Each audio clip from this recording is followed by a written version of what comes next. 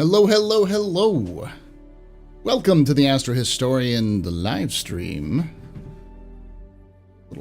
Little different. Give me a couple of seconds here. Gotta make one more little announcement. Make sure I can find the live stream. Yeah.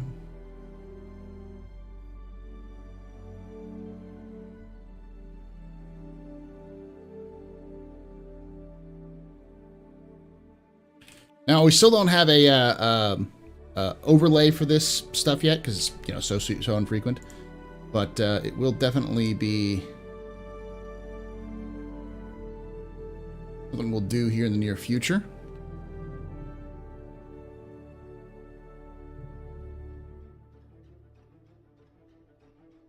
There we go. Let's hop over here. Hello and welcome to the AstroHistorian. My name is Paul. This is a quarterly live stream now. I'm trying to do this more often to talk with y'all. For those of you who know me from my non-lore stuff, I am also the Astro Pub and Office Hours. This is the same kind of setup for Office Hours. And this over here is our sponsor from the last video, Mech Arena. So if you check out Mech Arena, exclamation point, well, actually not exclamation point Mech, I'd have to put it in there, but there'll be a link in the description as well as I'll put some links in. Try to put some links into the stuff as well, so you can try it out. Make sure to check it out. If it's a great way of supporting me, if you just as long as you download it and get through the tutorial, that's all. So, am I on spring break? Yes, I am. Yeah, this is actually a university. This is the University of Redder. Is what this concept art from that.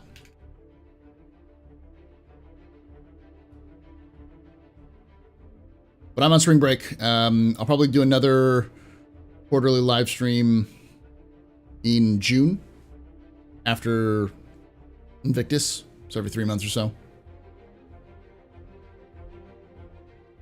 How y'all doing? Welcome, everybody. Just a couple people have asked questions already, and we'll go through them. But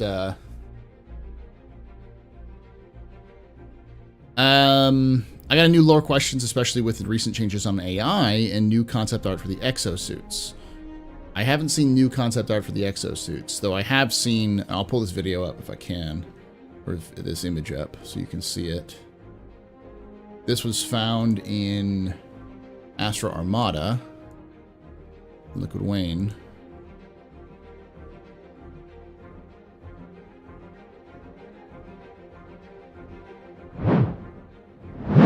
Almost certainly this is, it's weird, this is concept art, but it's almost certainly concept art for mining or salvage of some kind. And that the question is what is this? It may be a salvage, a Titan suit is the question, so could be. But there's not really any changes on AI that I've heard of. There's no announcement of AI in lore, at least.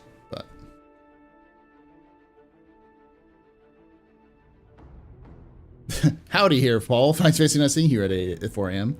Well, also only on this. Tired, Paul? No, I'm just more trying to keep it low. Keep it mellow.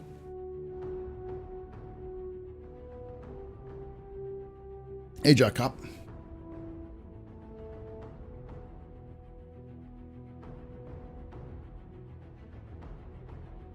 So 318 is dying. Remember that there are 30 derelict outposts in game. Well, there are 50 plus NPCs in a single outpost next to Aurora. If the same thing is happening everywhere, it means 1,500 NPCs. Hard to tell that one. I couldn't tell you that one. This is mostly focused on lore. Those kind of questions could be asked over during the office hours, which we'll do tomorrow around the same time on the Astro Pub Live. So, now there's Liquid Wayne. There you are. So feel free to have. If you have any questions about lore or anything else, let me know. 5 p.m. here in rainy London. Yeah, the idea was to do this for to get as much people as possible. Now, it's not going to get the Australians, sadly, but it'll get most of Europe and the U.S. So. I heard this somewhere that Roberts and his right-hand man both don't really want mechs in Star Citizen. That big mining crab that begs to differ, I say.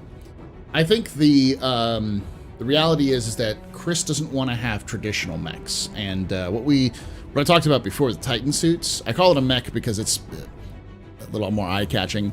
It's more of an exosuit than a mech, but it's definitely got mech elements. It's kind of a hybrid. It's not a traditional 17-story tall mecha. It's about 10 feet tall, maybe about a story tall, but it's about the same size as a Vandal, is it? So, and then even compared to something like the max suits. Let me pull up the max suits. From PlanetSide 2.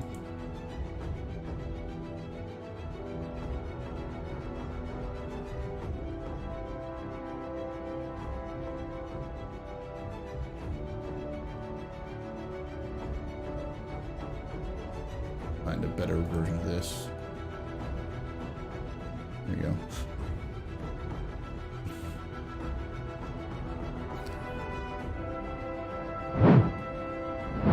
So these sorts of things, which were in PlanetSide 2, that's what they were compared to. And I think a better comparison for people who've played more modern games would be Fallout 4. The Fallout 4 power armor is much more similar to what we'll see with the Titan suits. So the Titan suits are taller. So, and instead of wearing it like a suit, you actually pilot it. So you put it on and then move it. It's like kind of a cross between something like a Iron Man armor and like a typical exosuit and or powered armor and a mech.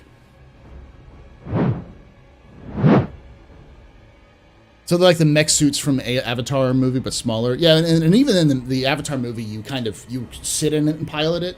This one, you step in to stand in it, and then your arms control like the levers, and you kind of move the arms with your arms, but it's kind of like inside your chest, so you move it like this, like kind of like that.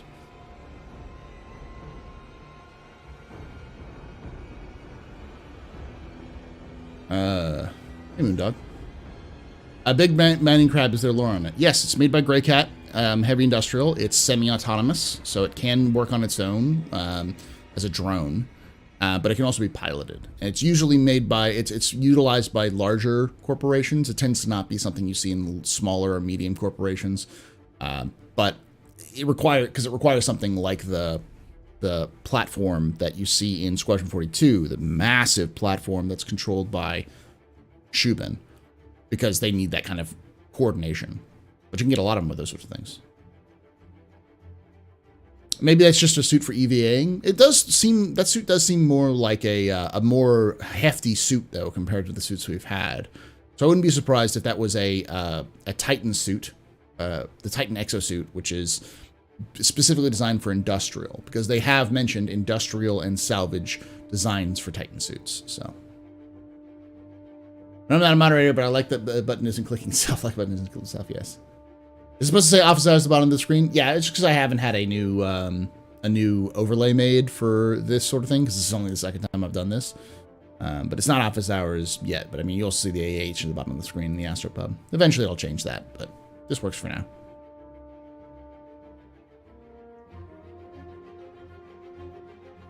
Yeah, suits like in the game Anthem, sort of similar. Let's see. Question: do you think prominent orgs like Medrunners will be canonized in lore? Almost certainly, if they do something specifically good or specifically notable.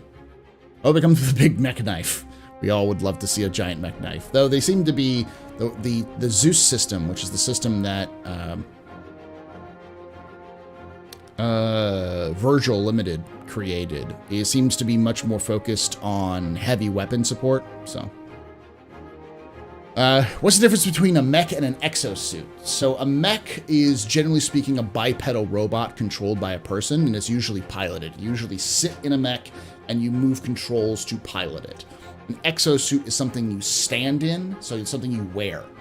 So a mecha is a robot that you control from inside, and a suit is something you wear. The exosuit is something you wear that enhances your strength and stuff like that.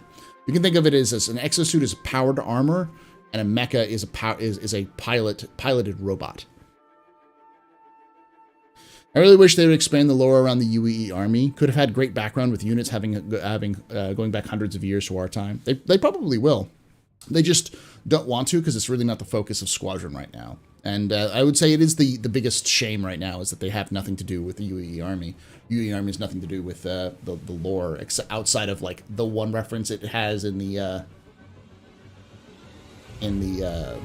formation of the defeat of the Tevarin in the Second Tevarin War, or the First Tevarin War. We're going to have warehouse simulator. Let's do it right.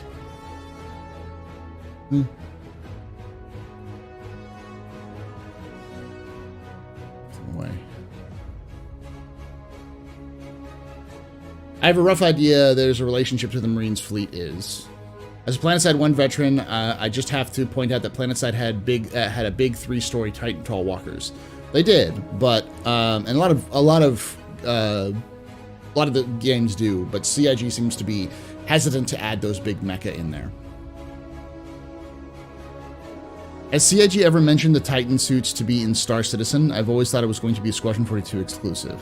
It may end up in Star Citizen. I believe they've mentioned that they'd like to put it in Star Citizen, but it is going to start off as a Squadron 42 exclusive.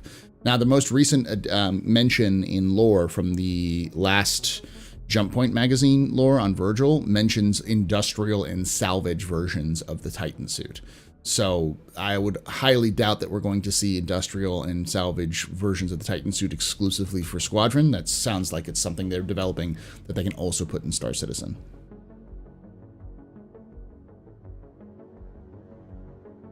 Has CIG ever released any lore on UEE or Xi'an Special Forces? Yeah, the UEE Special Forces are the Marines.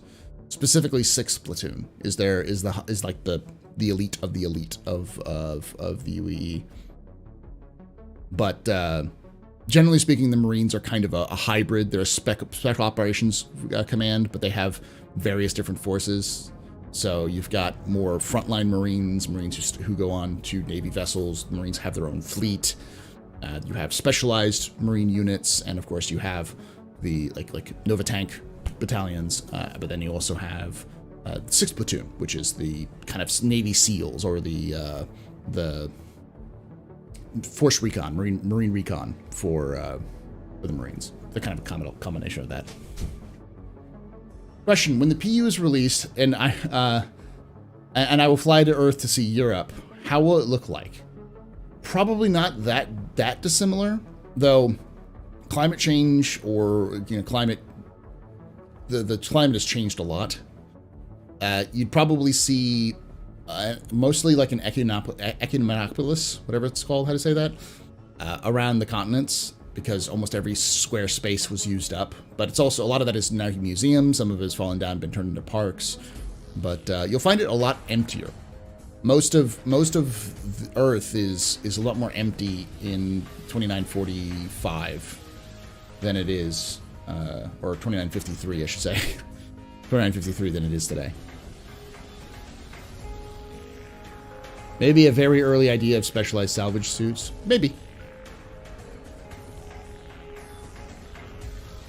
Since we're talking lore, and we know that true AI never works in the verse, how smart are drones, and will they, or are they remote piloted by humans? Do we know? They are. They're probably expert systems at best. There is AI in Star Citizen. It's just there's no general or smart AI. It's all expert systems AI, dumb AI. So things we have today. Think about the things we have today, but like amp it up to 11, all the way up to just before general intelligence. Very good at one thing, like your IFCS systems and your ships. Those are AI. That's an AI, a form of AI that exists. It's just the legal limit of AI. But drones would be able to do simple commands. You could program it to say, go refuel that ship, and it'll go find the ship, figure out where the fuel points are, like latch on, refuel the ship, undock, and go back. It'll be able to do those basic functions. Or if you say, hey, defend this region, that drone might shoot anything it has registered as a hostile target. But that doesn't mean it's going to be able to problem solve. Also, delay on why YouTube was painful. I'm also behind, so I'm kind of going through some of this. How dare you distract me at work? Hey, Jordan. Is XGR considered to be canonized since they are mentioned in game? I don't know. Is XGR mentioned in the game? I don't remember seeing them in the game. Generally speaking, if it's mentioned in the game, it's considered canon. The racing team that they mentioned, the racing league they mentioned in the game is called like Nova something. Let me look it up.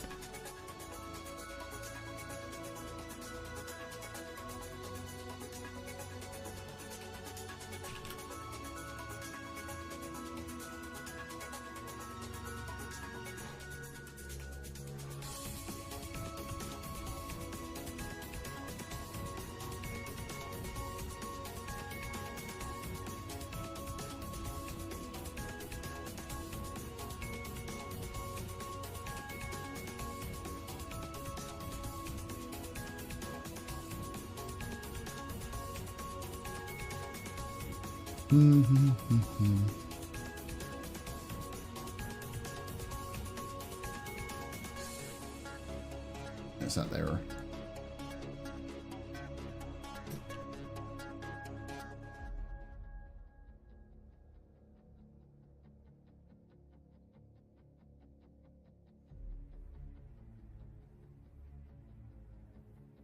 What's up?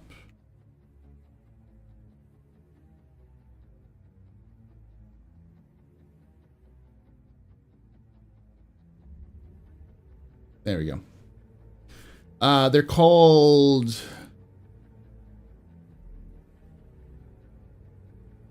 Wild Star Racing. That's the name of it. So an ATST is a mech and an Iron Man is an exosuit. Yeah, that's a great way of putting it. You can wear armor inside a mech. The Titan suit is your armor. Yeah.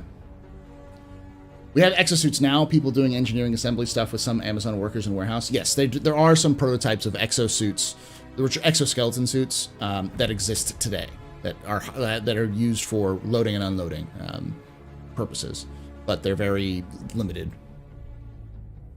Who's the other faction mentioned in monthly reports next to the Dusters? Is there anything on them yet? Nope, they're brand new. I'd have to look them up again, but I know who you're talking about. I believe they're a pyro faction, would be my guess. You should want to recreate the reopening of the salvage sequence from Titan AE movie. Yeah. Question: will I be able to strap my salvage Titan suit to the other side of my Vulture with rope tech? That is not a lore question that I could tell you. Thanks for the Gemini video, by the way. Super cool to know that ballistics were brought back by a Tevarin human combo. Are there any more cool stories like that? There's tons of cool stories like that. There's the stories of the founding of the IAE is in actually the same town. There's the story of the founding of Greycat, or the guy who made the Greycat multi-tool, who's a fascinating story. There's a lot of the origin stories of most of the major players in the Star Citizen universe, especially military equipment makers, have some background. Even the creator of Anvil Aerospace worked for Aegis. He actually worked on the Hammerhead Project Monitor before. I don't think his design was chosen, but he worked on building the Hammerhead before starting his own company. So, hey, Fist. Hello, all. An Astro question. The Tevarin, sorry for run. What are their cultural influences? The Tevarin's backstory in terms of their origin is they're heavily implied because of Star Citizen's original, the basic idea, the basic framework was Rome in the future, space Rome. But that's kind of evolved and changed over time because, you start off with an idea and you kind of work to see what you go with. You think of that as the rough draft of it.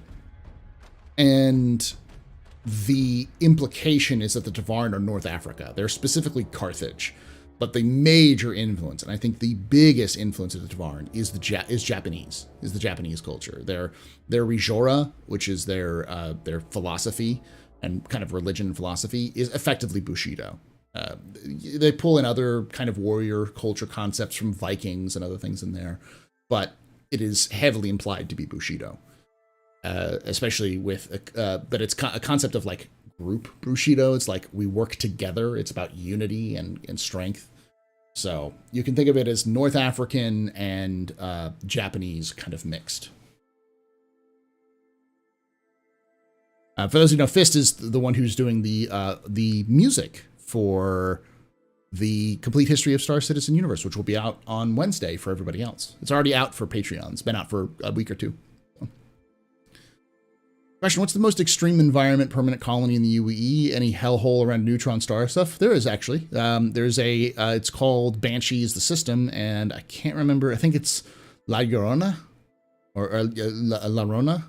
Yeah, it's in reference to La Llorona, which is a popular Latin American myth. It's spelled different ways and it's pronounced a little bit differently depending where you are, but the myth is fairly similar throughout most of Latin American cultures, about a woman who lost her kids in a river and now haunts, wanders around as a vengeful spirit trying to drag people back to the river, something to that degree. But it's in reference to that. It's the spelling is a little off and the pronunciation seems a little bit different, but the concept. And it's an underground city that functions in Banshee, the Banshee system. So, but it's also a vital part because they can get a lot of resources out of that system. You'd think we'd have more robots than since you don't see any very advanced AI for bots for specific tasks. That was the original concept. I think CIG is hesitant to add those ideas into the game, into lore, until they can really get it into the game. But I wouldn't be surprised if the final version of Star Citizen has heavy amounts of robotic functions. So,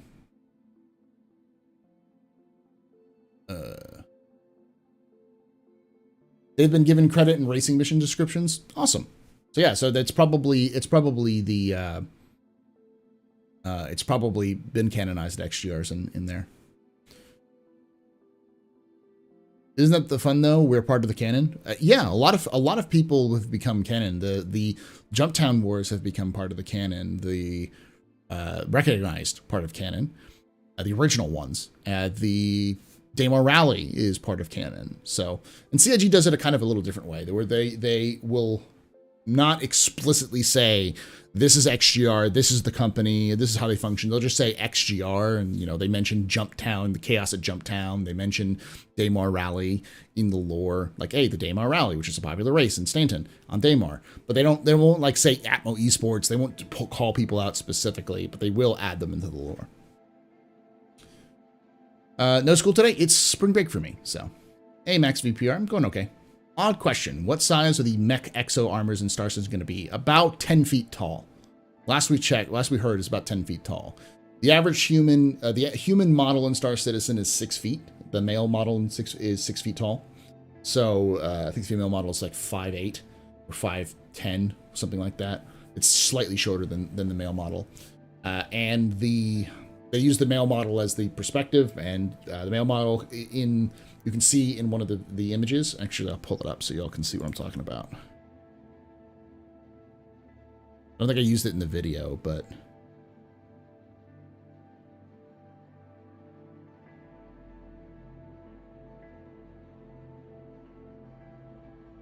here we go.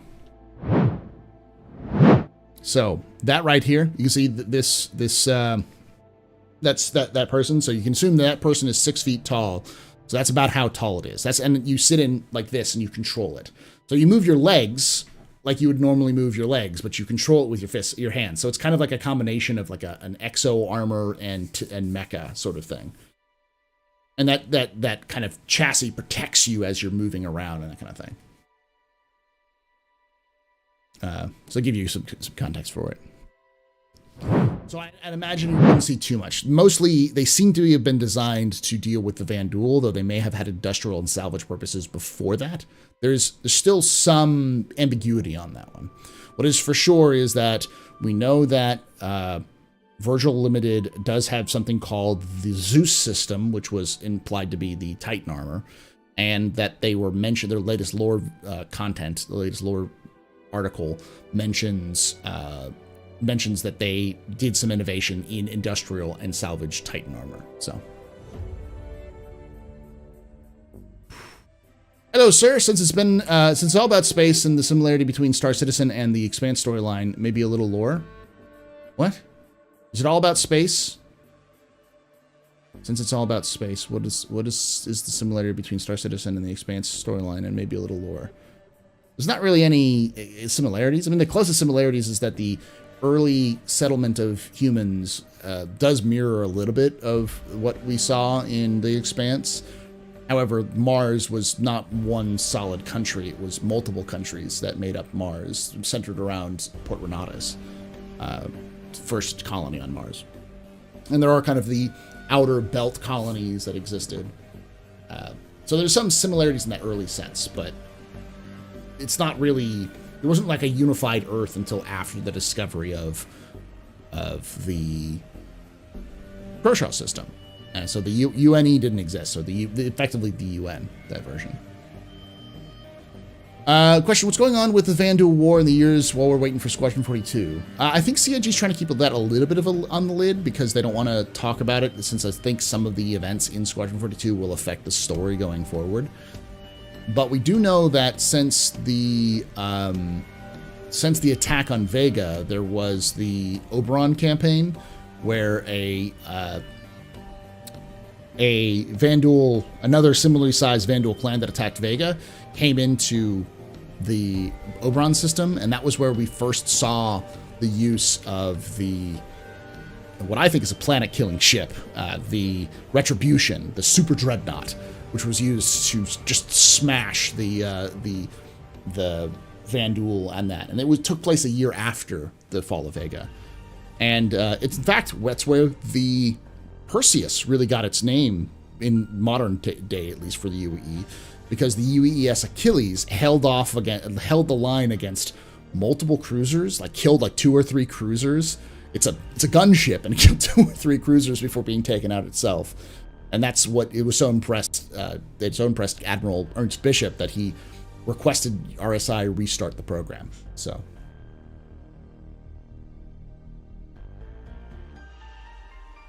I wonder if the suit will come with a jetpack. Man, I would love to.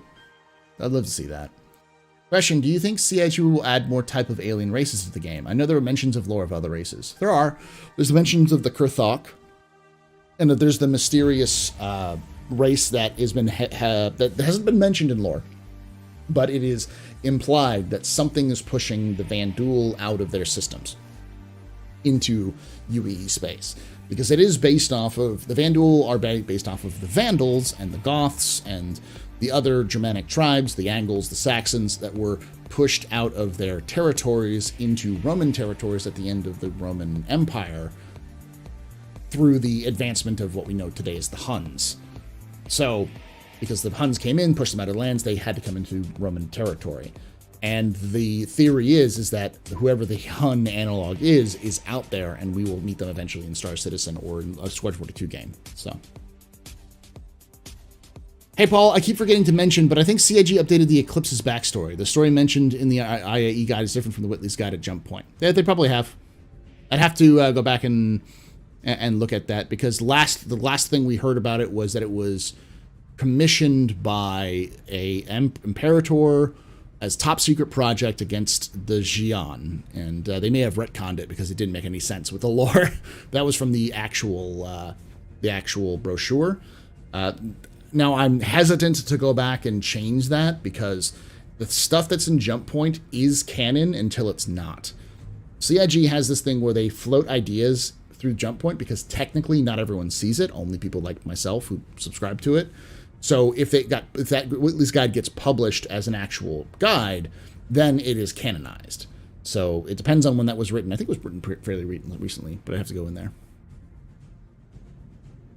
And do you know if they will add playable races to the game? I think they plan on doing so. My guess, my assumption would be the Tevarin would be the first race we would see playable, simply because the Tevarin share the Empire with humans. So everything that is made by humans is also able to, Tevarin are able to use as well. So generally speaking, Tevarin are going to be about the same proportions as humans are. They'll have maybe not the same number of fingers, but they'll be able to use similar aspects. All the equipment needs to be standardized because Tevarin are heavy presence in the UE military. So if that was the case, it wouldn't be too difficult to rig up the Tevarin in the similar outfits and styles that you would see other UE. Probably see a Tevarin, if not in Squadron 42 Part 1, in a later episode of the Squadron 42.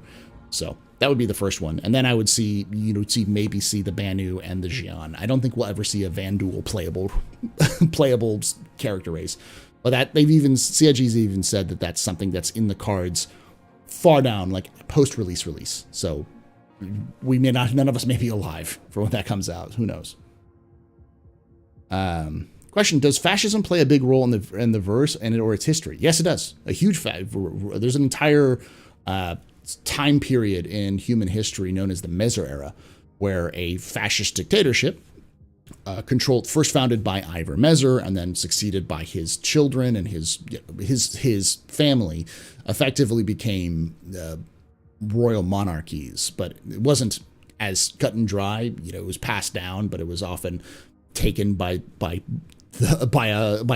sword point, effectively by gun point. Several Mesers overthrew each other to try to take over power.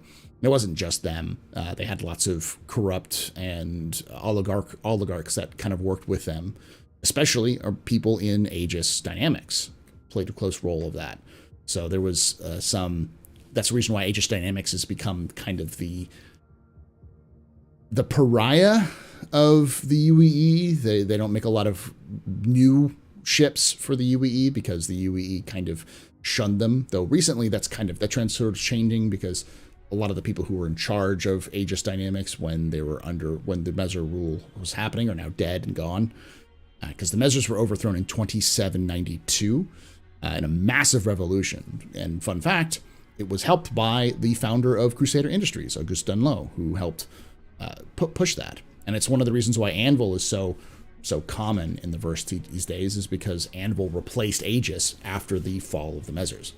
So yeah, fascism is a huge story point in Star Citizen. In fact, there are some people who still want to bring that old ways back in the form of the centralists. So when we talk about, when you see, like, say, Xenothreat, I often refer to them as fascists. And a lot of people say, oh, but they hate corporations. It's like, because they think that the corporations are influenced by Xenos. They use xenophobia as their basis for everything. And even the locals in Pyro think they're nuts, because they're just like conspiracy theorists who've managed just to get lots of weapons and try to use their political angles to control more power, get an angle for more power. They are extremists, but fascist extremists. So yeah. As the Aurora is the first ship Chris Roberts drew on paper, a napkin, and a cafe that gave him the inspiration for Star Citizen, but are you going to know its lore in the game? We don't know a lot about the Aurora, but the concept of the Aurora at its core has been around for a very long time. The creator of the person who would create the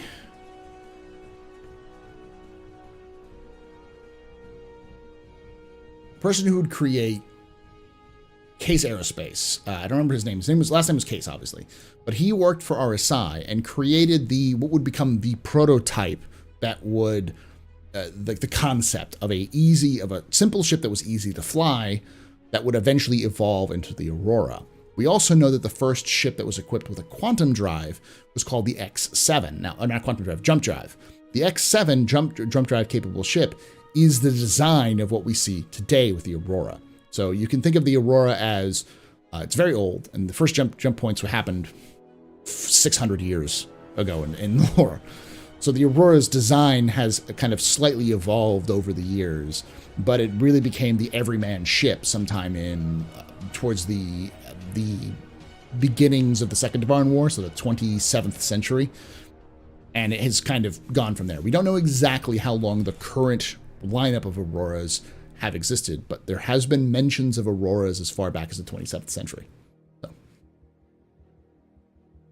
how much is a feat? $20 on OnlyFans. I'm sorry, no, I mean a foot. It's a one story. So if you look at a 10 foot is about a story. So if you look at a building, and you can think of like one like first floor of a building, second floor of a building, so on and so forth. It's about one floor of a building is the size of a Titan armor. About 3 meters, yeah.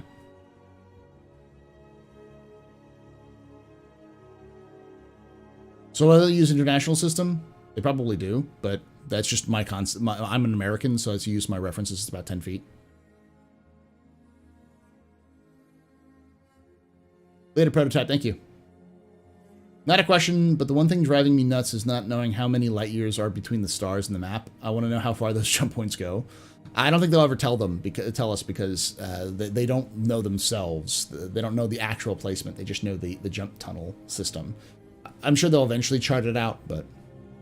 Does the Banu cube have any connection with the Banu Defender ship? Yes, well, I mean, meta-wise, it was designed for the Banu Defender commercial, but in reality, it's just a puzzle box. You can think of it as, the like jigsaw puzzles that we have today, or puzzle games. It's just that, but physical. You kind of have to move things. Like, think of it as like a Rubik's Cube sort of thing that has something inside, but it doesn't have... Similarity equals we're in space. Yeah, to a degree. So at one point, the universe had Mars citizens. Sort of. They had Martian countries, which were separate. Even today, in the Star Citizen universe, there are countries. So it's hard to tell because Stanton is a corporatocracy, so there's no countries. But once we get a UEE system that's not Stanton, there will be several... The planet will be carved up into several countries. Most planets, especially frontier planets, may have a dozen or so countries inside of them. They call them states, but they're effectively countries, the same concept of a modern country, like a nation state. And each country is controlled by what's known as a governor. And that governor is elected by however means the country comes up with. And then collectively, the governors work together in what's called the Governor's Council. And the Governor's Council is the governing body of a planet. It's the highest position that a civilian can achieve politically.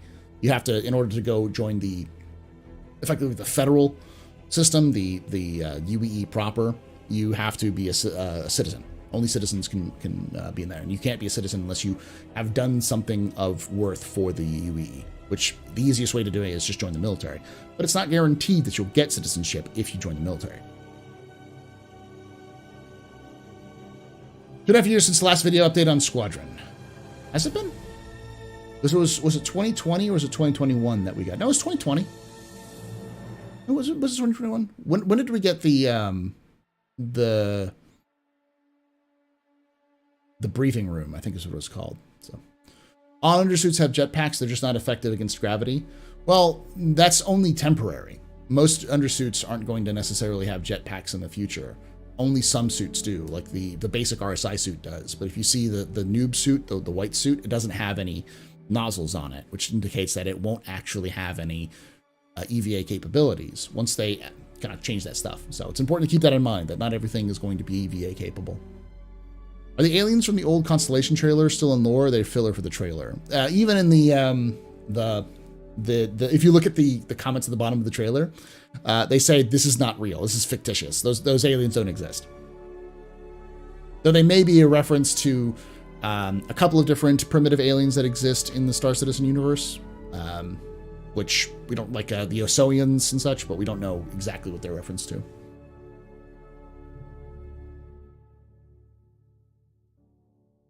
Didn't the Xi'an play a covert role in the fall of the Mezzers? Yes, the Xi'an actually helped all of the radicals who tried to overthrow the Mezzers. If the Mezzers found secret police, the advocacy, found out about them, many of them were smuggled out using what was called the Revolutionary Road, aka the Bremen Beltway, which you went to Bremen. Smugglers would then take you from Bremen to Xi'an space, and then the Xi'an would keep you safe in their using it. This is like a long, this is kind of like Warhammer 40k lore. It's like, I have to explain to you that there is an entire culture in the Xi'an space which are legal pirates, illegal mafia.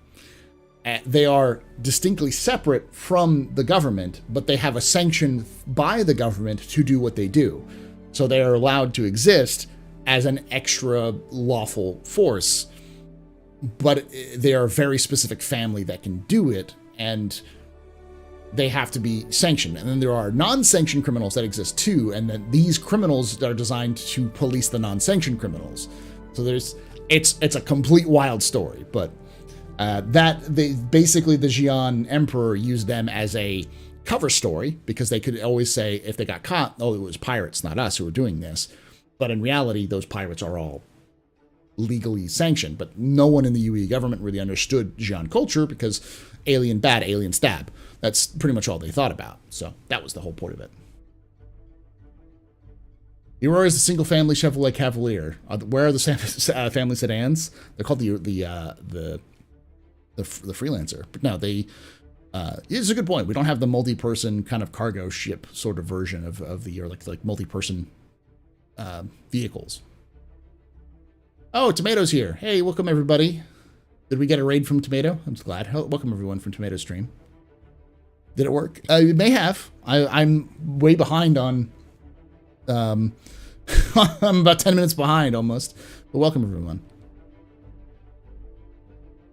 Does have any particular interaction in game? What do you mean, Hazer? Back up and look at this.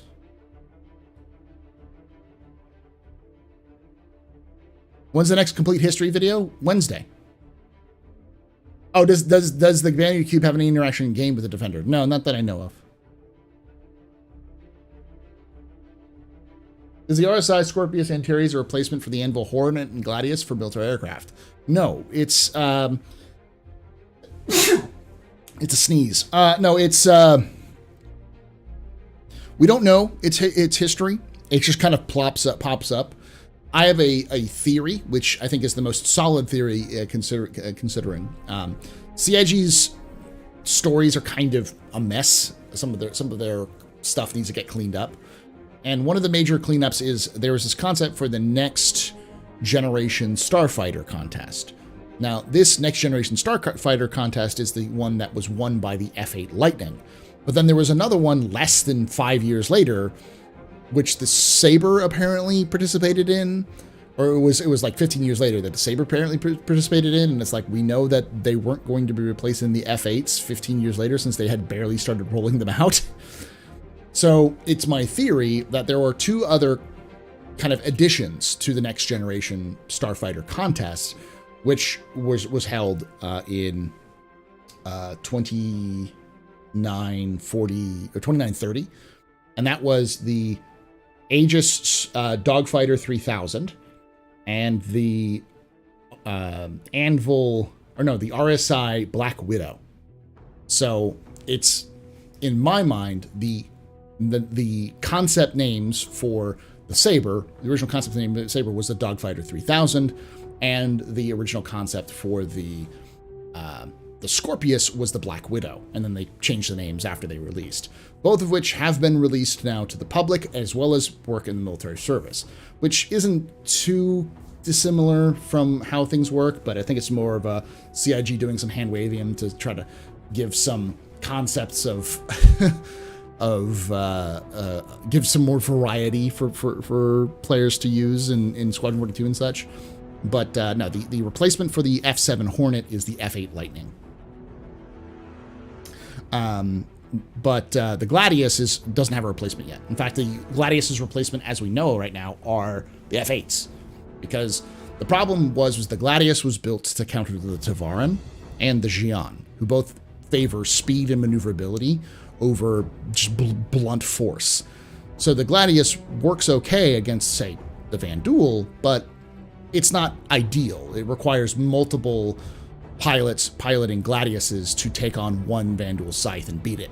They can do it with good training, but it just doesn't work as well. But the F-7 was a much better design because it was a hybrid design to take on the Xi'an and the Vandal, and the F-8 is even better. So the light fighters are kind of being phased out in favor of heavier fighters, because those were better to combat against the Vandal threat.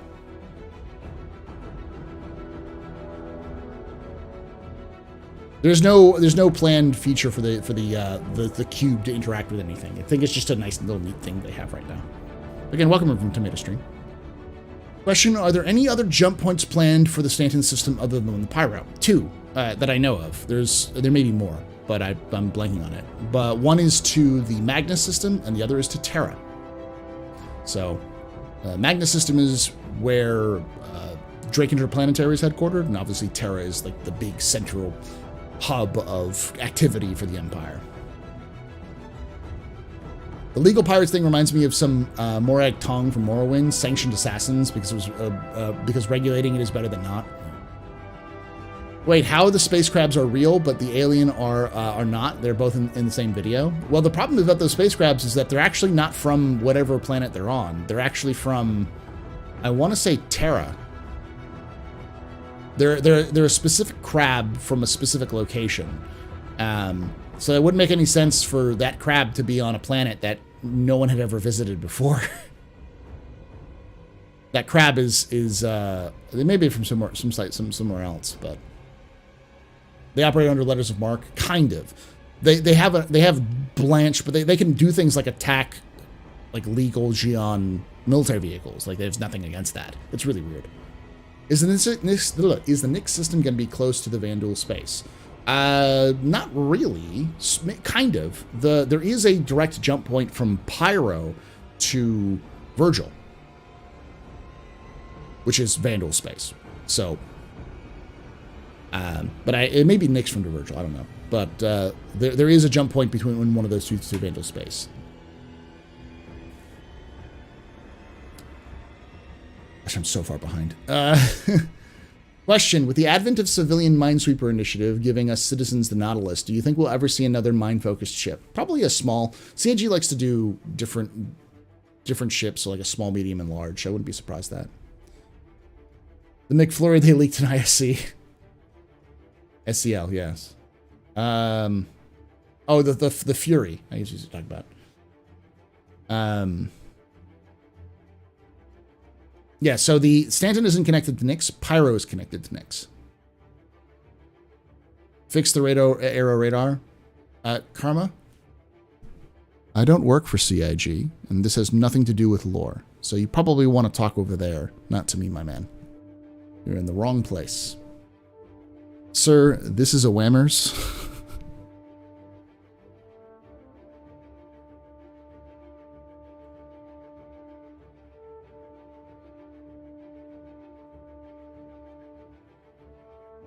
Funny how the lore and game differ so much from each other? Not really. The game and the lore are built hand in hand with one another. It's just that a lot of the parts of the lore aren't in the game yet. So that's just it. We're just waiting for some of those parts to be in the game. What parts are you thinking that are so different from one another there, Shifty? Server meshing in 2 months? I doubt it. We might see a prototype of server meshing in 2 months, but again, this is mostly focused on lore.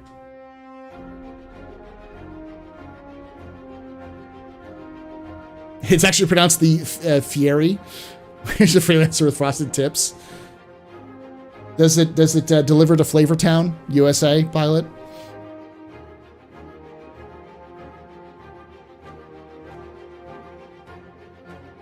Do you think we'll see more Vanduul life forms, as in different looking sized Vanduul, some sort of offshoot or related species, sort of a mini boss attack on Squadron 42? I've had a theory that we're going to see Vanduul hounds, because there's been a mention in Squadron 42 of a pack-like creature that is specifically designed to utilize Vanduul aggressive AI, their kind of mentality, that are, aggressive and hunt and such. I can't think of any native life forms that exist in the Odin system. It's pretty barren, especially since it was a supernova, I think, or something big happened and destroyed one of the planets. So it's not exactly a well-known or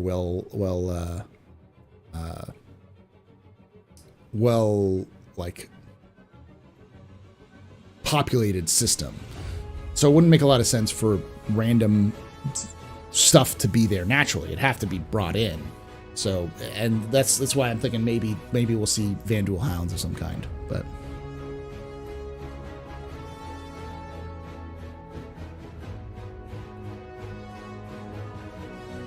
Of course, so not to Austin. Ouch, pilot. Ouch. What's the lore behind your favorite ship, the Redeemer? There is no lore behind the Redeemer. Sadly. except for the ones that I proposed, but I don't think anyone saw it. I was shitposting and Paul gave me hope. I don't know what you're shitposting about. Maybe. Question: what is the coolest piece of lore you've seen come up in the last year? Well, in 2023, obviously the Virgil stuff is pretty cool. Virgil's story is very interesting. It's the video I just last did on the channel, so if you check it out if you haven't seen it. Question: what does from the back? Oh, this one. This is from Star Citizen. This is a concept art for Redder University. So this is Redder University. Obviously some sort of library of some kind. Question: is the Vandal going to be one of the only evil alien race, or is there going to be another organization that is hidden or dark? There'll be plenty of, like, unlawful alien organizations. We know that there are multiple gangs of Tevarin pirates and Tevarin outlaws that exist. We know, obviously, that the Xi'an have their own sanctioned pirates and outlaws, and I wouldn't be surprised if we saw Banu pirates and outlaws. We know that there are illegal Banu slavers who are active in UE space. So there's definitely going to be aliens who are hostile or not friendly, but the Vanduul will be the only overtly hostile, likely very difficult to see any non-hostile ones. There'll be some kind at some point, but yeah, some kind of bigger, badder Vanduul to take on the Titan suits would be dope. Well, the Titan suits themselves are the size of Vanduul. Like, I can't emphasize this enough. The Vanduul are huge. They are the size of Titan suits. They have natural armor. They can exist in vacuum for at least some period of time. And they don't like using armor. They like to get up close and personal and stab you to death. So they are living Titan suits. It's one of the reasons why the Titan suits were developed into military purposes, at least is implied, that because to counter the Vanduul. So.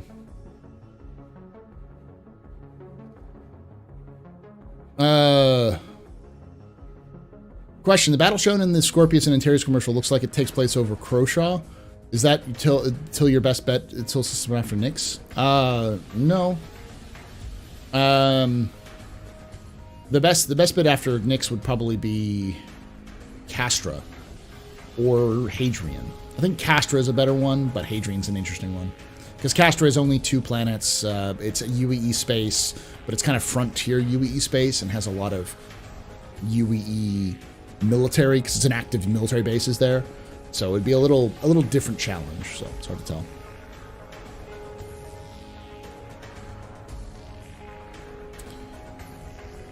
Horns of this music go harder than they had any right to. This music is from Star Citizen. So the Redeemer's Paul's favorite ship. I thought he had better taste than that. It's not my favorite ship. It's just what CIG says is my favorite ship. Odd Squadron 42 goes to E3 this year and announces a release date at CitizenCon. No, very low. We'll probably see a release date at CitizenCon though, but we'll probably almost certainly not see Squadron 42 at E3. But that's, again, mostly hopium and copium on my part. There is no evidence that CIG is going to announce anything at Squadron 42 at CitizenCon. Just that it's odd that CIG has prepared beforehand. They usually don't prepare for CitizenCon. They usually kind of react to it rather than actively work on it. So,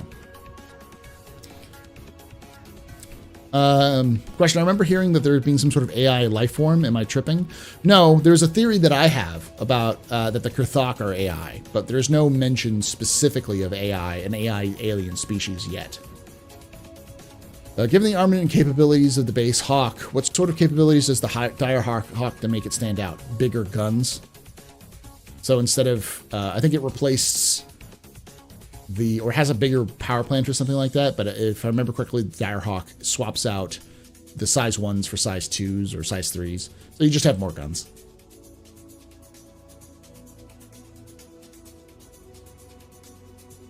Where are the Vandal weren't the Vandal downsized?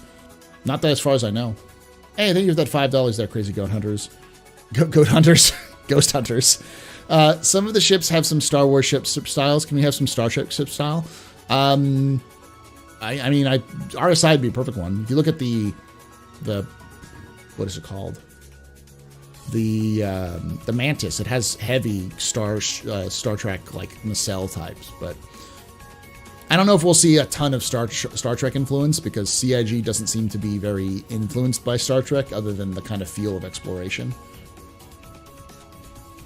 Sorry, I meant Castro. Okay, yeah. Question: isn't the mecha like suit made to fight some big crab? No, but it's in. I've always thought that it might be designed as a way of countering what's called the whip crabs, who are these giant, like I guess like 6 meter, 25 feet, like 6 meter tall, 6 to 8 meter tall behemoth crabs that look like rocks that are native to Pyro. Don't forget to hit that like button. Yes, thank you. And make sure that you are, I'll put this in chat as well. If you can help me out, if you're interested, I am doing, I did a sponsorship from folks at Mech Arena, which was kind of mentioned in the latest video. That latest video is sponsored by them. Thank you again. So if you use that link and you sign up and you get past the tutorial, I get a little credit for it. So the more people who sign up and get past the tutorial, I get more money for it. So it's a nice little, it's a way if you want to support the stream. Although unlike Crazy Ghost Hunters, give me $5. Thank you so much for that. The money is that's the easy way of doing it for free. So, and you can do it on mobile as well. Pretty fun too. I played it live on stream yesterday on the Astropub Live. So I had no idea the Vandal were that big. I was hoping to capture one of their spears. I think you can use the spears, but they're huge. Question: isn't it true that the Banu have wiped out the Hadesians for cover up their own activities in the Hades system and still stealing them some tech? I don't think it's true at all. We don't have no idea who wiped out the Hadesians, because they were wiped out 30 million years ago or something like that. Several million years ago is when they were wiped out. Well before any of the current species that exist in the universe even had space flight, let alone quantum travel. The Pisces is totally a Star Trek shuttle. That's true. Probably a shuttle pod is very similar to it. And I would say the exploration aspect of Star Citizen is the most influenced by Star Trek. But Paul, what are you doing streaming this hour? It's spring break. And I decided that I was going to do a monthly, or not monthly, a quarterly stream where we do live Q&As. Question: do you think we will get to see a Vandal kingship in game, or was it completely torn apart to understand the tech? Oh, the X12. Well, it's actually not known if it was a Vandal kingship or not. It's kind of my assumptions, because it seems to be pretty big. It may or may not have been the kingship, but it seems to be, at least. Or at least another Vandal capital ship of some kind. We will probably not see the X12 in the game, but we'll almost certainly see Vandal kingships as antagonists in the game.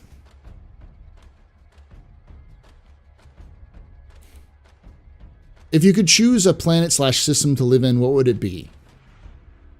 Probably...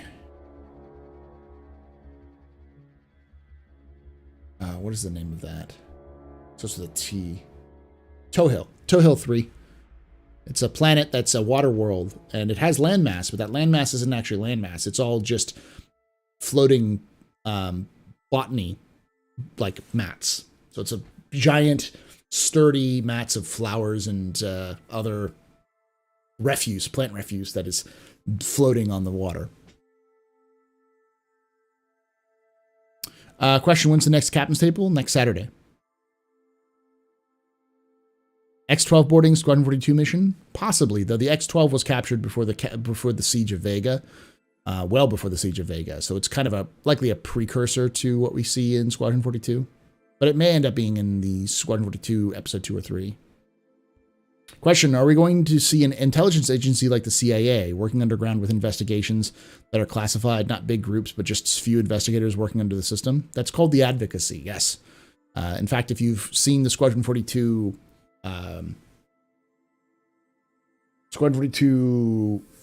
gameplay report, the woman at the very end is an advocacy agent. She's a special agent in charge of the Odin system. What's her name? I can't remember her name. But yeah, she's there. Then you've also got Ruina Dooley, who's the mission voice you hear for Xenothreat and for the Siege of Orison. She's also part of the advocacy. So advocacy is kind of like the Marshal Service, the FBI, and the CIA all rolled up into one.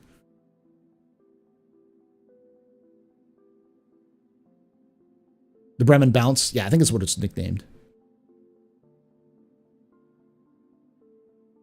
Question, is there anything like hard facts on how long the Xi'an species has been around? Yes, the earliest reports, I think, let me look it up. It's like 34,000 BC or something like that.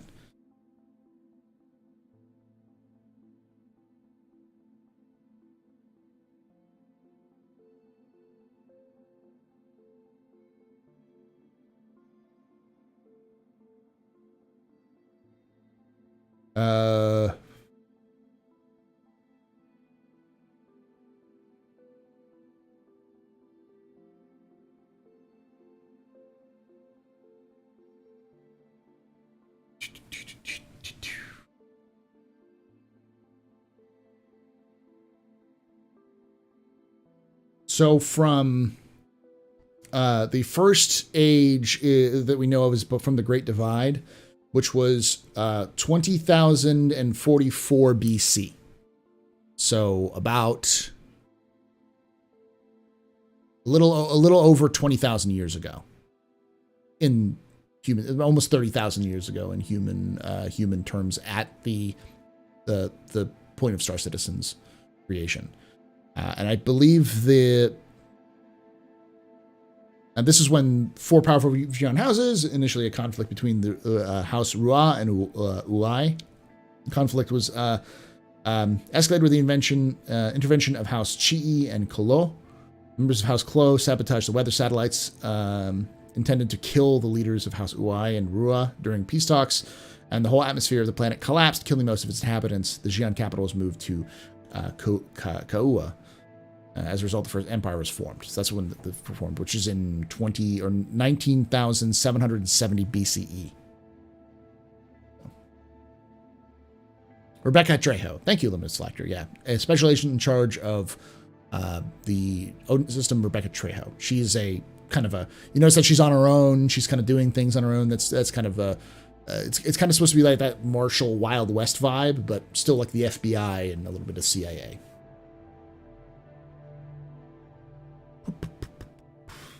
You live on a planet where your island can sink at any time.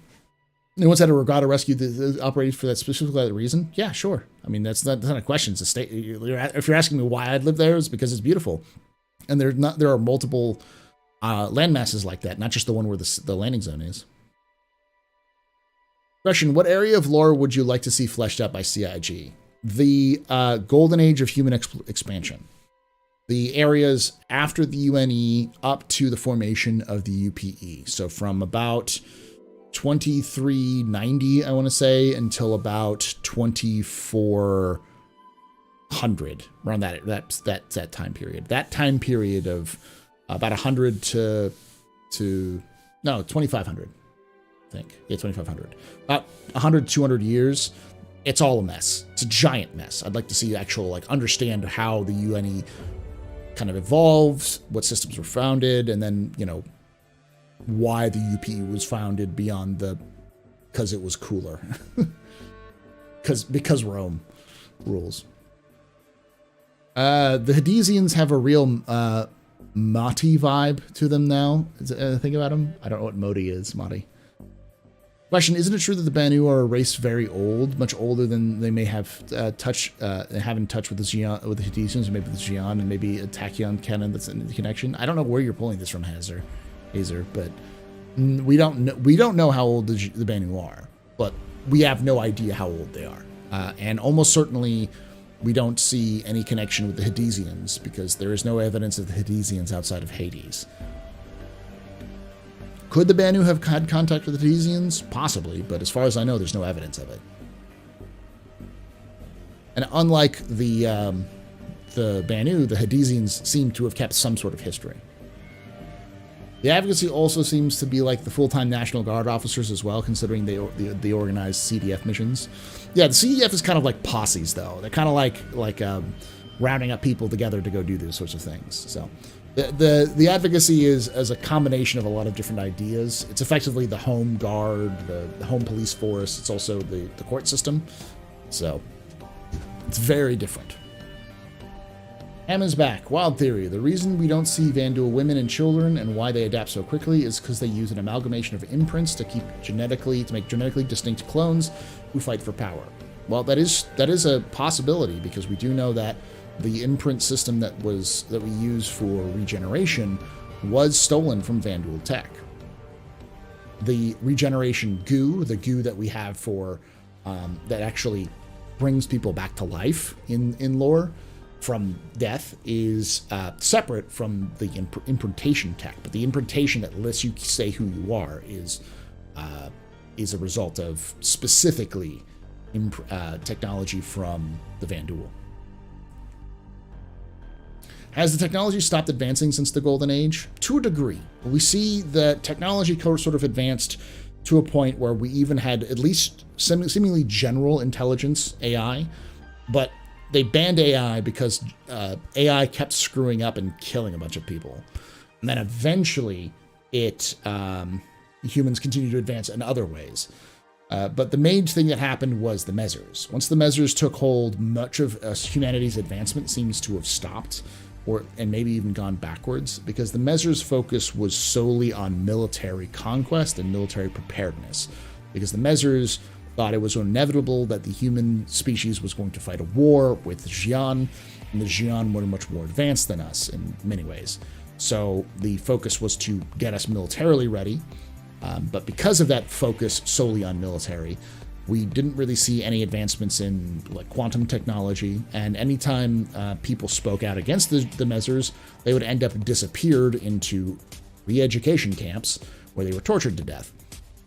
So you didn't really speak out a lot in the Measure era, and we know from history that fascist regimes seem to have great technological leaps, but most of them are just garbage leaps. They're a lot of the actual leaps of technology come from people who are scared away from fascist states and into more free states. So it seems to be that the emblem that we just kind of see a backslide of technology and an advancement during the Measure era, and then after the Measure era, in the last 200 years or so, we've seen this explosion of new technology which has come out because of the less restrictions on people's lives that we see in the UEE.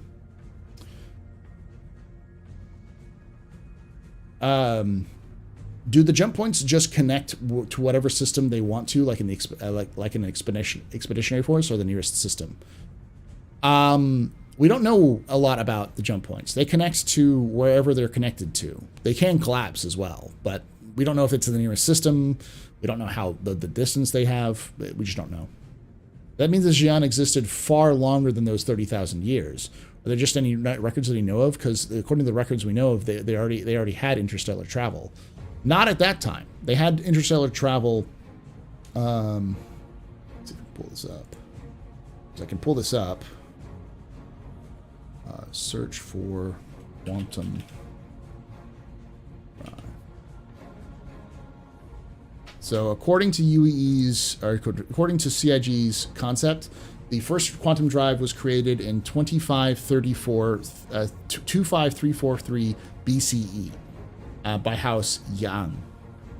Having recently developed Terraforming, the Xi'an used their technology to expand beyond their home planet, and eventually colonizing Kuwa and Tele. But these were still in Hayaton, which is the capital area. There's no evidence that they expanded beyond their solar system.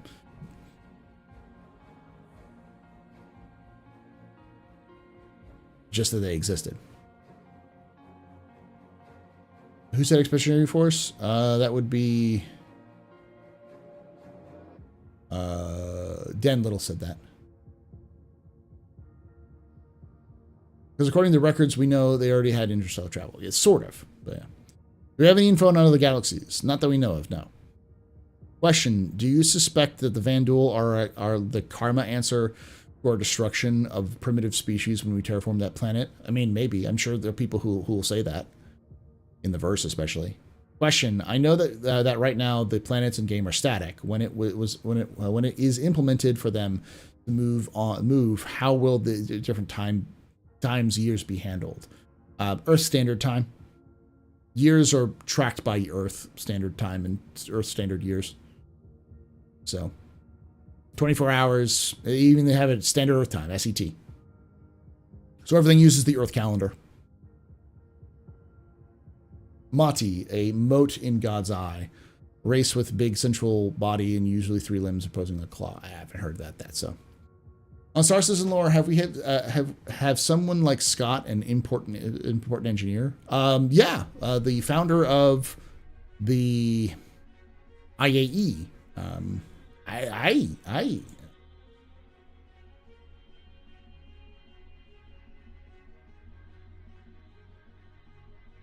Who the founder was.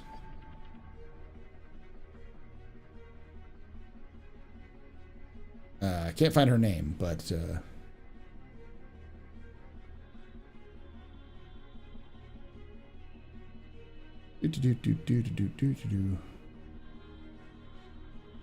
Audrey Timmerman. She was a important engineer who served on, what was the name of it? There's no name of it. But she served in the military as an engineer.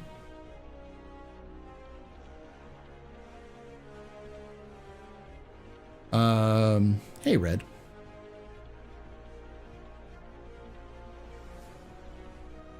Expeditionary Force is a series by Craig Annelson. Okay.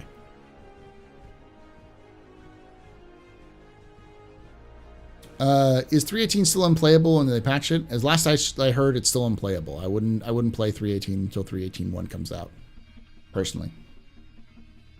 Questions: are there any known human hybrids? Can humans mix with other alien species? No.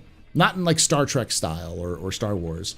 You can't have interspecies romance like that. Humans are genetically very different from every other species, and they're not compatible or that sort of thing. It doesn't mean that there wouldn't be an attempt to hybridize using other technologies, but we don't even know if they use the same DNA system as we do.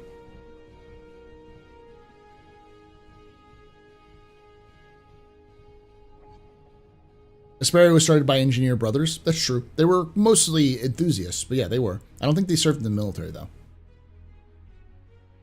Question: with all the medical advances and getting regrown after dying, how old is the oldest human? What's the average life expectancy? Well, the regrowth, the regeneration technology has only been around for about 3 years in the lore. It's a brand new technology.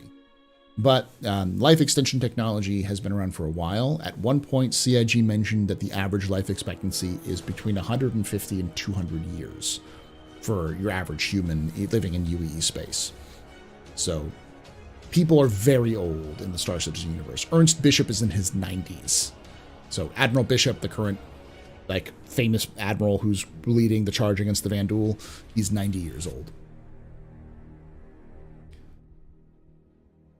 So life expectancy is pretty long. Not as long as the Banu, or not the Banu, the Xi'an. The Banu actually have a shorter lifespan, something like 60 years. We don't know how long does the Tevarin live, but I wouldn't be surprised if they're about the same as humans. And the Xi'an can live for hundreds of years. Do we know which year Squadron 42 is set in? Yes, it's set in 2945. This is where its start is.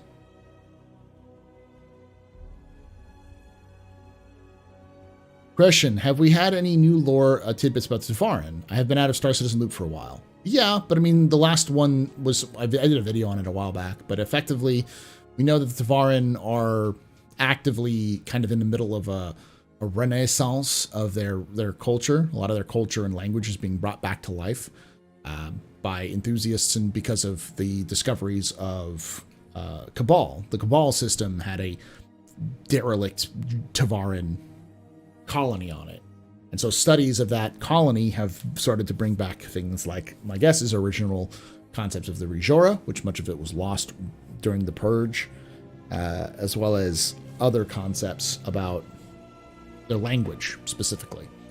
So we do know that they're likely working on a Tevarin language guide, which they'll probably talk about at Star Citizen Squadron review at CitizenCon of this year. So that's my hope.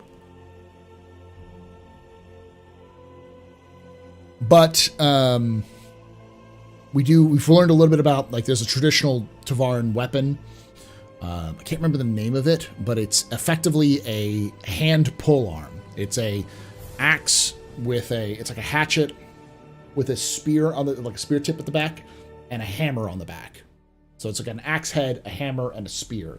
That it's portable. They can like carry on themselves, and they use it as a melee weapon in combat. So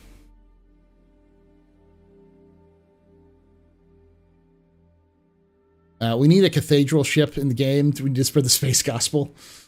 Spreading the love of the Emperor, huh? Astrogeomancer. Are only humans allowed to serve in the UEE, or other races are able to enlist? We know that Tevarin are able to enlist. I wouldn't be surprised if Banu or Xi'an have fought in human military, though I doubt the Tevarin. I doubt the Xi'an. But the Tevarin 100% do fight in human wars. The current senator from the Tevarin's homeworld is a Tevarin, and he was in the UEE Navy. He was in the Army, and then he re-enlisted in the Navy, and he was a Navy pilot.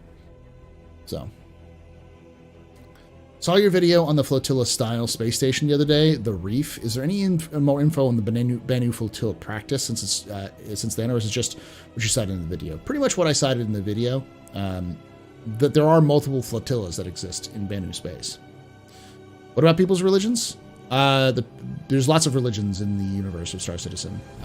All of the religions that exist today on Earth exist in the Star Citizen universe. There's a pretty much overt reference to a Catholic orphanage that exists on one of the worlds. There's mentions of Christianity because the founders of Crusader were overtly Christian. There's mentions of other religions out there as well in humanity. And there are some newer religions. There's the Church of the Traveler, which is less of a religion and more of a philosophy that allows people of other religions to join as well. You can just that sort of thing, which is about not settling down, not owning any possessions, and simply traveling the universe. There are also the Tevarin religion, which is known as the Rijora. There's the Banu religions, which is the goddess of luck and the god of business, I believe. Though the Banu just kind of acquire any and all religions. They like to say any religion that they like. They don't want to offend any religion, so they'll take in any religion they can find. So there could 100% be a Christian, a Muslim, a Jewish, a Buddhist Banu that exists somewhere. And then the Xi'an have I can't remember the name of the Xi'an's religion, but they have a specific religion. Litova, which is, I'll read especially. It's a central code of ethics and main religion of the Xi'an people. The core of Litova centers around the concept of time, specifically the intent and effect of all actions throughout time, no matter how small. So effectively, it's you drop a pebble into a pond and the ripples out, and it's about studying your effect. So the religion of Litova is very much about be careful what you do, because everything you do has consequences. So plan everything. Patience, plan, and study is kind of like the whole concept of like how the universe exists. And the Rijora is about unity, strength, and survival through unity. That together you fight and live. And the goddess of luck and the god of business are just kind of patron saints of the Banu culture. Is there a space boat? There may be. A space halberd? Yeah, it's like a portable space halberd, but alien. It's literally a Warhammer from the Middle Ages, but it's like mini. We're talking like the size of... I don't have anything. Here, I gotta like maybe a little bit bigger than this toilet paper roll. Don't ask me, or not toilet paper, this is big toilet paper. Paper towel roll. A little bit bigger than this. I don't know why I have this hanging out here. Oh, okay, dinner time back in bed. All right, I'm New Guardian. Question: since we're in space, what is the difference between the UEE Army and the UEE Navy? The UE Navy operates entirely spaceships, and they don't really have any ground forces. The UE Army is more for ground force ground occupation, and like invasion.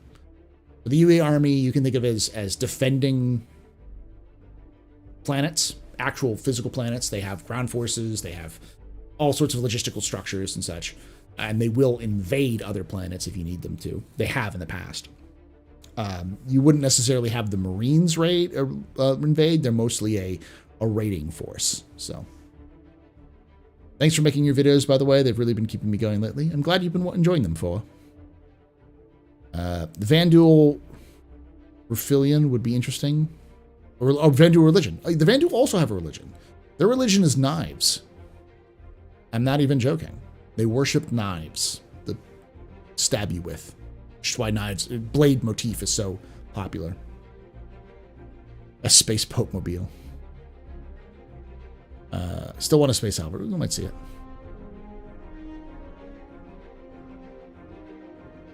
What was Zaxty say? Didn't think I saw that.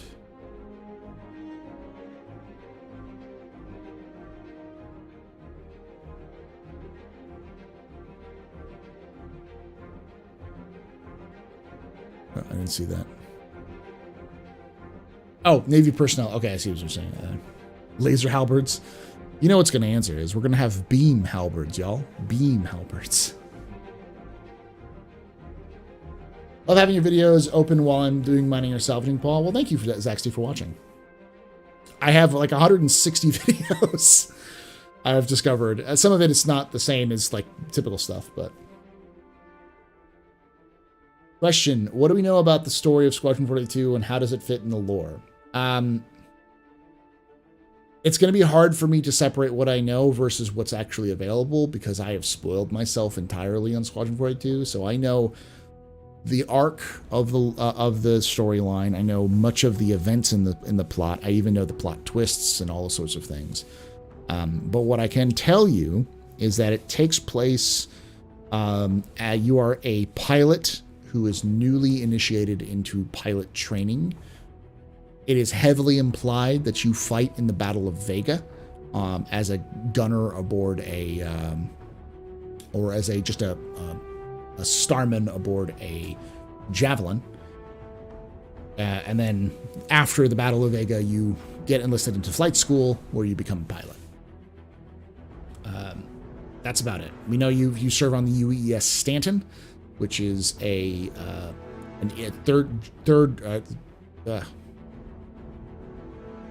Mark III, third generation. I can't remember. It was like it's an Idris 3, so it's a third generation Idris chassis because they've been updating them over time.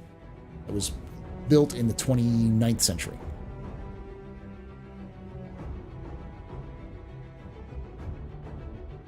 But it fits in the lore because it talks about the beginning of the Vanduul War, and will kind of expand into the wars of the Vanduul against the Vanduul over the course of its several iterations. So it's pretty inventive to have poleaxes as ship breaching tools. Yeah, effectively. There was mentioned that it's a traditional weapon for Tevarin pirates, but I wouldn't be surprised if it was a traditional weapon for Tevarin in general. Though they do, with the reliance that the Tevarin have on shield technology, I wouldn't be surprised if the Tevarin also have a physical shield, if not like a personal body shield or some kind that they invented at some point, which may not be as effective against projectile weaponry. So the blade motif is so hot right now. Where are the Vanduuls right now? Nowhere. No, the Vanduuls are in the Vanduul systems. They're called red systems. Places like Virgil, Tiber, Orion. There's one of them I'm forgetting about.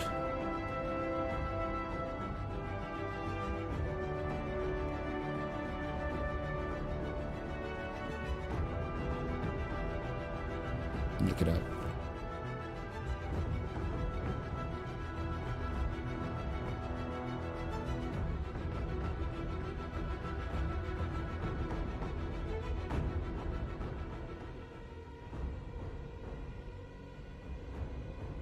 Caliban as well. So these are state systems where the Tevarin, or the Vandal control. Does that human planet that is themed around feudal Japan have space samurai? There's no planet that I know of that's based around feudal Japan. There is kind of a generic Asian / Japanese, more heavy Japanese influence planet called Saisei, which is where you see Fujian City. It's in the Centauri system, but no. Can't join in game? Yeah, it's pretty bad right now.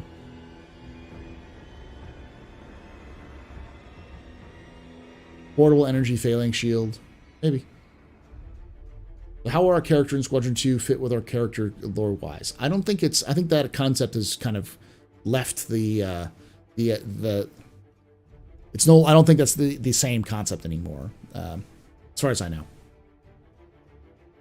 Dune-style body shield that can't run out of battery. Maybe antiquated now. You can run out of battery. Well, yeah. I mean, the concept of a Dune-style body shield is that you can't shoot a Dune-style body shield without causing a nuclear explosion.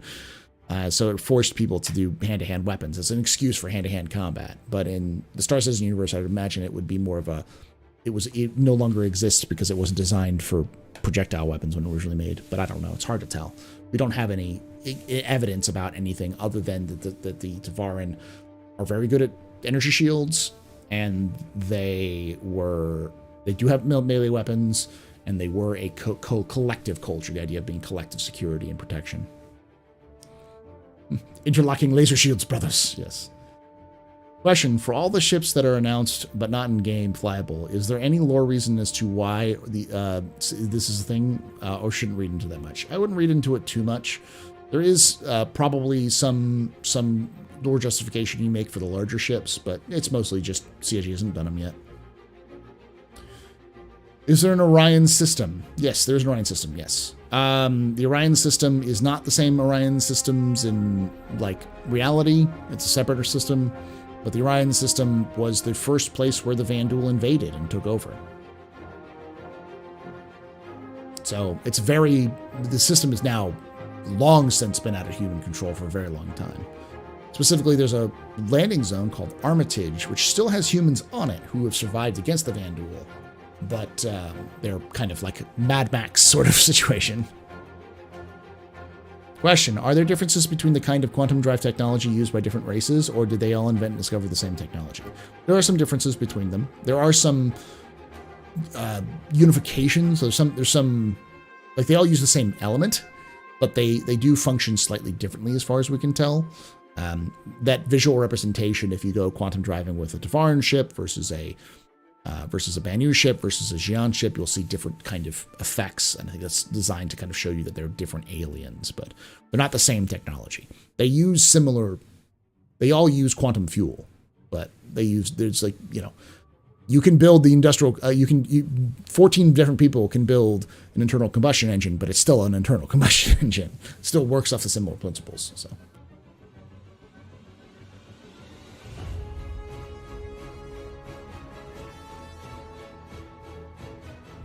Given the diversity of races present, are there any other known forms of currency? I'm sure there are, but CIG hasn't elaborated on them. I'm sure the Xi'an have their own form of currency. I'm sure Banu have their own form of currency, and so on and so forth. But the UEC is the United Earth Credit is the standard currency that most people use. The joke is that CIG will introduce a premium currency called Banu Bucks at some point, but we don't know. Is there a lore reason to why no jump points exist in the game right now? Nope. Cool, glad I got this. Hey, Scrapyard Wars. Is there a Teenage Mutant Ninja Xi'an? No, but there should be. Is the Perseus based off a specific platform? Is it its own thing? The Perseus is its own thing, as far as I know. The Perseus is it's in one of the oldest ships that's still active. It was built in the 2500s originally. Very, very old ship, but being updated. So, oh, space energy bucklers. Maybe we can get Space Rapier. Who knows? Question: what ship do you want to see lore-wise? Well, I'd love to see the Indefatigable. And everyone says, that's not how you say it. No, it's indefatigable. It's not indefatigable or anything like that. It's indefatigable. I don't know how or why that's the correct pronunciation, but that's apparently the correct pronunciation. It's a battleship, which we've heard of, but we've never seen. It's been mentioned multiple times, but never been actively seen. And it's been mentioned as no longer in service, but I'd love to see it still. Oh, next. If we're gonna see next, I would say the Tevarin Jackal fighter is what I'd like to see. So, Tevarin Jackal was a lore ship that we know served in the Second Tevarin War. Was the inspiration behind the Hurricane. It's kind of the Hurricane's defensive counterpart, where the Hurricane decides to slap big old guns as for the secondary seat. The Jackal's secondary seat was exclusively an engineering seat. The whole purpose was to reroute and point the shields so that you could keep the shields defended at all times, which would make these small ships very dangerous while the pilot flew and fired the guns and such. So.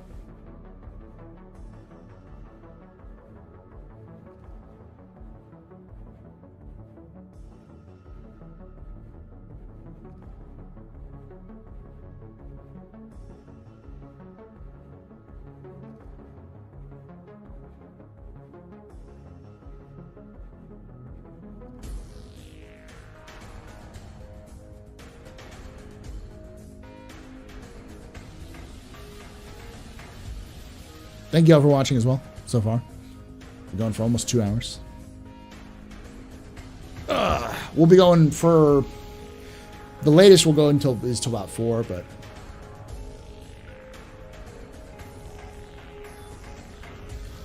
Question, does the UAE do museum fleets like the USA, make old ship...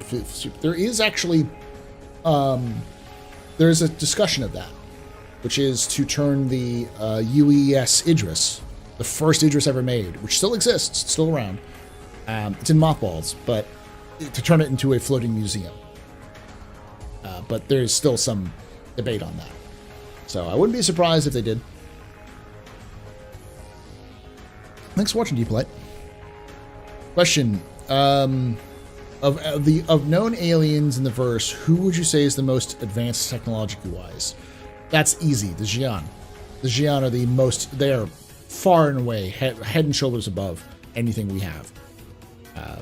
They're close in like the same sense that if you had a bolt action rifle, you could fight somebody who's using an assault rifle, but I wouldn't want to be the guy holding the bolt action rifle in that situation. Just generally speaking, it's like the I'll use a Warhammer comparison for Warhammer lore. This is often used in Warhammer, whereas like the Eldari, the Eldar, are incredibly advanced species, which are far more advanced than anything humanity. They have far more advanced technology than humans have ever come up with. But they still fear humans, and the reason why is they use a comparison of you probably are more advanced. We're more advanced than a gorilla, but if a gorilla bust through your window wielding a shotgun, you'd probably die. So you can think of humanity in the Star Citizen universe as the gorillas with shotguns. We may not be as advanced as the Tevar, as the Xi'an, but we're the gorillas with shotguns. We can still jump through their windows like Kool-Aid Man and rip their arms off. We can still beat them, but they're more technologically advanced than us. Especially when it comes to things like anti-gravity tech. They have that just hands down better than we do. Does the UE use the Prowler for some kind of stealth boarding? The Naule, like the Naule did to Tevarin Wars? That's the concept. At least that's the idea behind it. But we don't know if they mentioned it in the past, but we don't know if that's still true. Would have to have more museum shops if it had been open for Operation Crossroads. Questions. What is the population of humans and different races as far as we know? So there's no hard numbers on this, but there's implied that the Earth is much smaller population than it is today. Maybe in like the 5 to 6 billion range. So not the 8 billion, but a lot lower.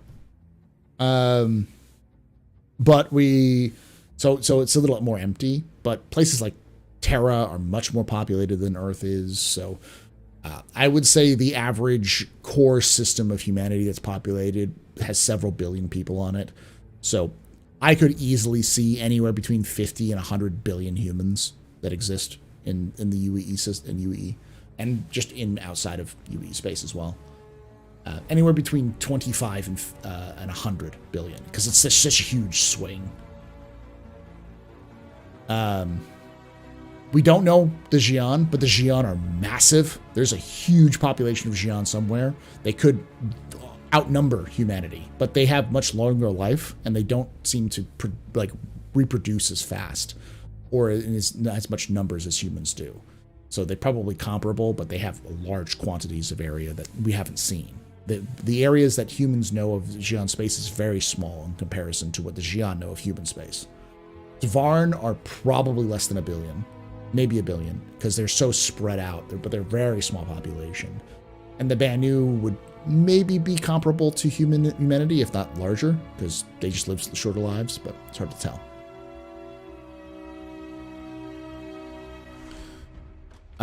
Question, is there a group that makes kit car ships? For example, today you can buy a Batmobile or DeLorean time machine to make sci-fi inspired ship. Yeah, but not like sci-fi necessarily. There are aftermarket kits that you can buy. One of the big ones that does that is KC Custom does that for armor. But the big one would be Consolidated Outland. Consolidated Outland got its start doing kits for ships. In fact, they made a kit which, if you have the rare F7A upgrade to the F7C, that is a Consolidated Outland custom kit that you can. It doesn't turn it into an F7A; it just makes it look like an F7A. So. But no, I don't think there's any ships you can turn into in-lore sci-fi ships that exist. Just that looks like other ships that have existed in the past. Does that mean we should all melt our ships and get the Santuk Yai?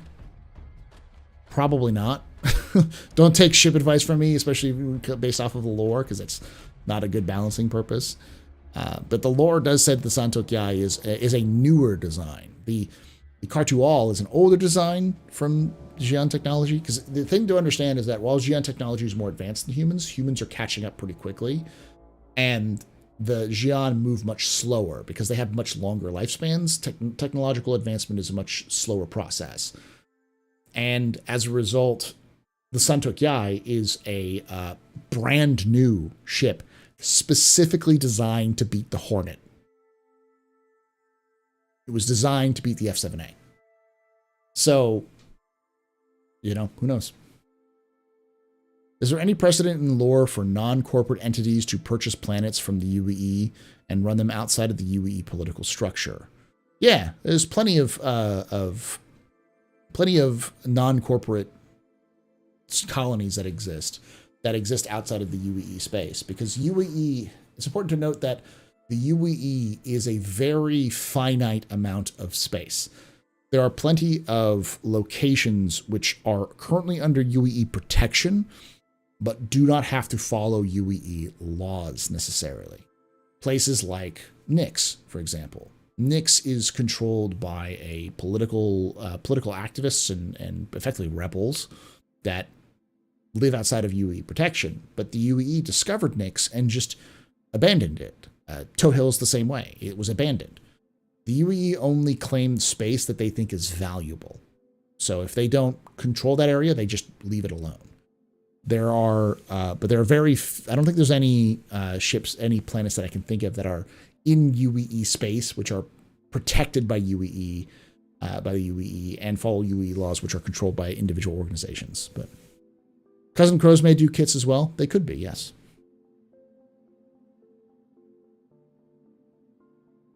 Yeah, it's a common aspect. Most planets are actually outside of UEE's political sphere until they are.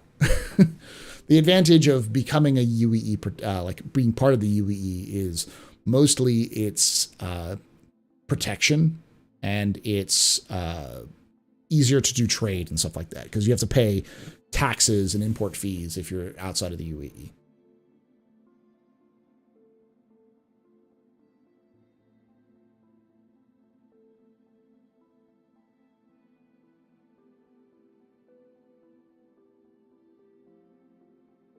I don't know why someone said that we had 4 likes or 7 likes. We have 44 likes. Oh, and a new member. I didn't see who got the membership, but see who it was. I'm gonna go all the way back because I didn't see it.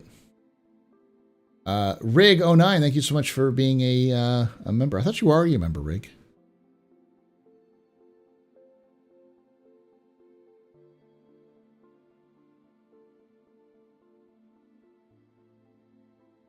Is there a prime directive in Star Citizen? Yes, it's called the Fair Chance Act. The Fair Chance Act, or the Fair Chance Law, I guess, because it was passed. The Fair Chance Law is a concept that humanity does not interfere with developing species or the chance of a developing species existing on a planet. And they protect that planet with military force and study as much as they can. And there's no civilizations, as far as I know. There are no pre-warp, warp works well, pre-quantum or even pre-industrial, or pre-historic civilizations that exist. There are several Stone Age species that exist in the Star Citizen universe. The something ape, I can't remember the name of it, and then there's the like Langdon's ape or something. Then there's the Osoians, and there's a couple of other groups like that. We do know that there was at least 2 extinct species that were once prehistoric species. One that lived on Terra, which Terra is a separate planet from Earth. Terra Prime there are ruins that were left by some species that no longer exists anymore, that no longer exists on that planet anymore. They got wiped out at some point, but they built these ruins, these cities that were abandoned. Stone Age, probably, or maybe Bronze Age. And then there's a species that was, I don't remember the name of it.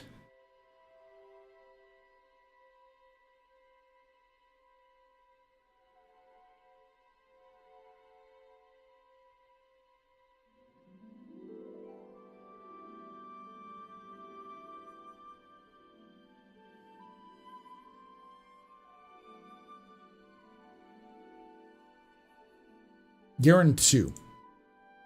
So the species that existed on Xi'an, we don't know the name of them. They didn't give it the name. But there was a species that existed on Xi'an, which was a somewhat advanced species. It existed beyond Stone Age technology, or at the edge of Stone Age technology. They had familiar structures, political structures, and humans stumbled upon the Xi'an system towards the end of the Meso era, and it was one of the first real discoveries of a species that was effectively in a civilization, or was a burgeoning civilization that we'd ever discovered. And they tried to study them, and then they massacred them by terraforming the planet. And the massacre of Xi'an 2, the footage that was smuggled out of these sentient, sapient people being choked to death because of the terraformation process, the Atma processors, is what was the impetus for the revolution that would overthrow the Mezers, because this was spread all over human space. Shortly after, the Mezers basically said that they were going to uplift the Xi'an civilization and bring them into the fold of humanity, into the UAE, similar to the Tevarin. He literally said, Linton Mezer literally said, "We will become gods." And he got bored of it and decided to terraform it to sell it to his buddies. And yeah, that didn't go over so well on top of all of the other fascist stuff that had happened and led to the revolution that eventually overthrew the Mezers.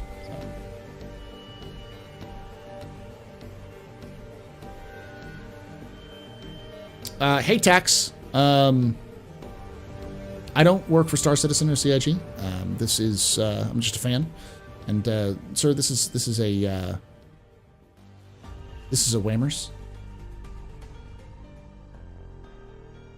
But if you are concerned about getting your game back, you can actually get a refund. CIG offers a 2-week refund to anybody, so you can always get your money back if you need to.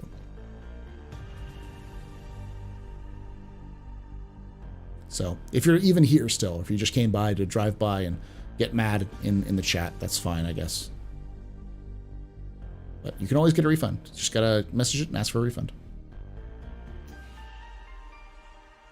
Akin to territories applying for statehood. Yeah, similar to that, but it's gotta be the whole planet.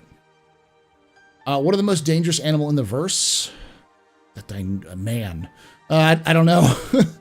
There's no real mention of super aggressive predators that I know of outside of the whip crabs, and we don't even know if they're predators. So, what do we know about the current state of the Synth World project? Almost nothing, because Synth World is highly classified. So any information we get from the UE is very different. It's very, very, very sanctioned. Like, we get some new technologies that have come out, but almost nothing has come out other than it's not working. Hey, I've been watching your videos for a while now. Just wondering if you have a Discord. I tried eating at you about a week ago, asking if you had a Discord. I haven't checked your response yet. I did. In fact, I'll put the Discord link in chat for you.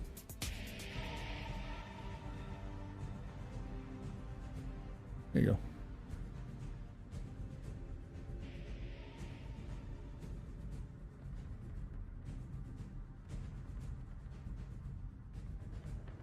It's just sad. I wanted to play it with a friend and never got to play it. Did not want to spread hate. These servers, I waited yesterday for 4 hours. Nothing worked the same. They've said that it won't probably be fixed until 3.18.1, which is going to be releasing sometime this week. So, but if it's not up to your standard, you can always get it returned. Get a refund. You can buy it again later. I would never suggest anyone purchase Star Citizen outside of a free flight, because they do these things called free flights where you can go in and try the game for free, and they're likely going to do one soon. And once that's you can give that options, and once you've played it and tried it for yourself, you can try to get it, but almost never do that.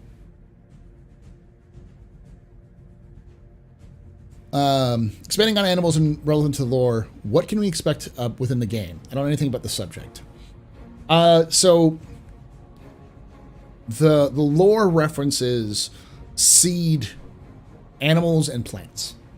So seed animals and plants are plants and animals which exist naturally in some environment somewhere else that are brought into an environment to terraform. So Earth-based plants and animals are not uncommon to find. Turtles, for instance, exist in the universe and are spread around. I wouldn't be surprised if we saw something like raccoons and rats and other species like that, which would exist in birds, be brought into terraform areas, or even predators like wolves and tigers and lions and bears and such. But there are also other alien species like the Kazi or the quasi-grazer. The grazer is, aka the space cow, is a native of Terra, which is this kind of animal. It's a cow, but instead of its udders, it has eggs in its udders. It's used for different things. So what I would expect to see is a lot of seed animals everywhere. There are some creatures like the sandworm, which I can't remember the name of it, but from Lear, which is native to Lear, you won't see it. But there's another species that's native to Lear known as the blind oni crab, aka the xiphopod. The xiphopod is this floating gas bag that's basically a refuse. It eats garbage and processes it into hydrogen to stay afloat. So most planets that have been terraformed will have similar plants and animals on them, depending on the biomes that they're in. So you would see a lot of copy-paste stuff, and then every so often some systems have unique animals, like the storm wall in Crusader, which is a native creature that exists. Plus there's aeroplankton that exists there as well. So we may see some unique ecosystems, but I wouldn't expect it to be too diverse. I would expect it to be very, like I said, copy and paste with some variations here and there. If I remember correctly, there are slaves in the Banu culture. Is that still going on? Yes. So it's complicated because Banu culture is built on the concept of effectively indentured servitude. It's not really chattel slavery as we think of today, that like the horrible, like owning people sort of thing.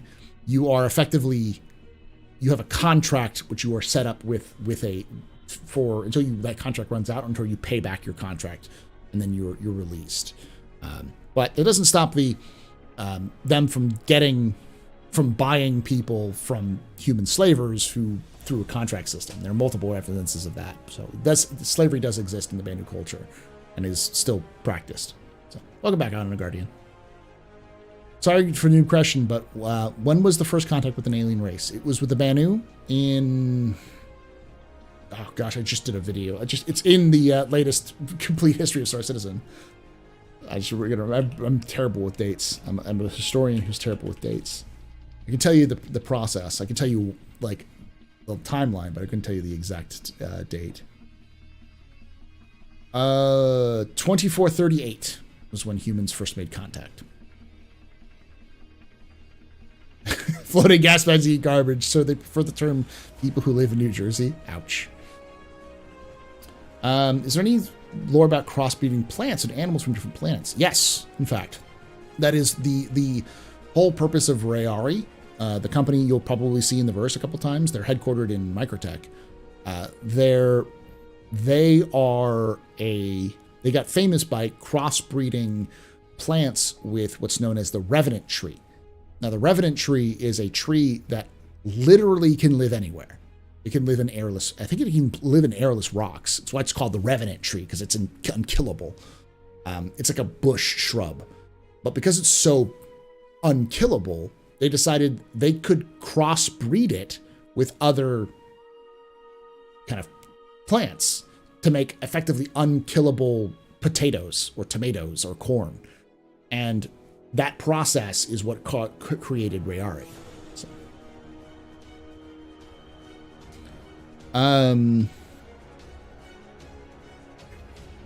Are there any planets in the UEE that rejected the Mezers regime hard enough that during the fall of Mezers they successfully transitioned to a much more egalitarian world? Hard to tell, because most of the, like, if you rejected the Mezers message, you would just receive the armored boot of the UEE military. The closest is is Terra. Terra, at times, actively revolted against the UEE, though probably for less of a reason than the altruistic reasons. It was mostly because Terra wanted to have more control because they're very powerful as a trade hub, and they wanted to maintain that power, and they didn't like it being taken away by the Mezers. That's the kind of the start of Terra and Sol being direct opposites, like rivals.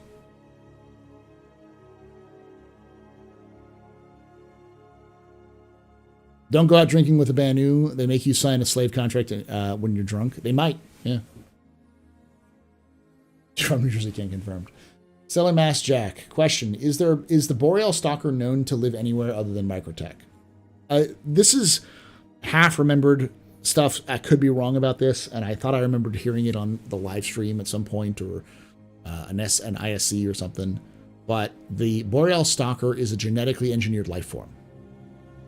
It was created to serve the role of predator in Microtech's environment, but it wasn't ready. And a breeding pair of Boreal Stalkers escaped the lab, Rayari's lab, and into the wild. And that's why we have the Boreal Stalker today, is because it was an incomplete creation, genetically modified, genetically created creation.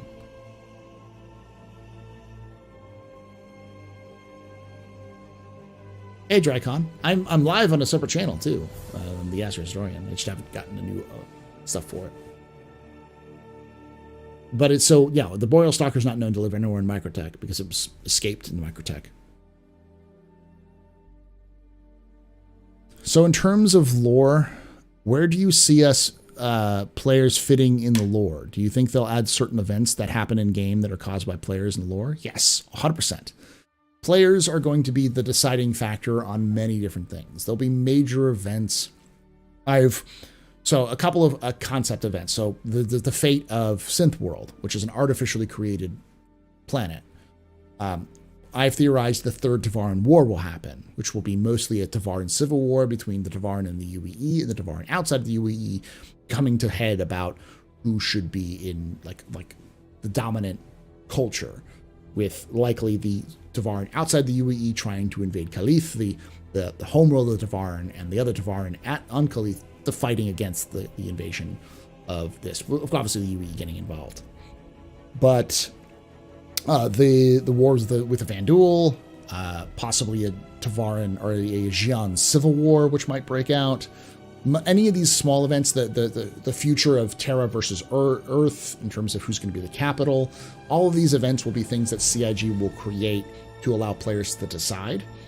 But there will also be events in the game that spawn naturally by accident, which they'll add in if they think it's interesting enough. And that's one of the reasons why, say, Daymar Rally, I guess XGR now, and the Jumptown Wars, the original thing that started the Jumptown event, which was a mistake on CIG's part that players kind of evolved. All of those have been added to canon, to the lore itself. So definitely they'll be changing it as they go through along. They've even said that they'll eventually add jump points, which are new jump points to either systems that already exist or brand new systems in the future. And if you discover those jump points, then you get your name added to lore. Everyone likes crossbreed plants until the tomatoes revolt. Was not expecting you live this early. Well, I'm only going to be doing this probably once a quarter from the TheAstroHistorian, but I will be live again on the Astro Pub, that YouTube and Twitch channel tomorrow. So,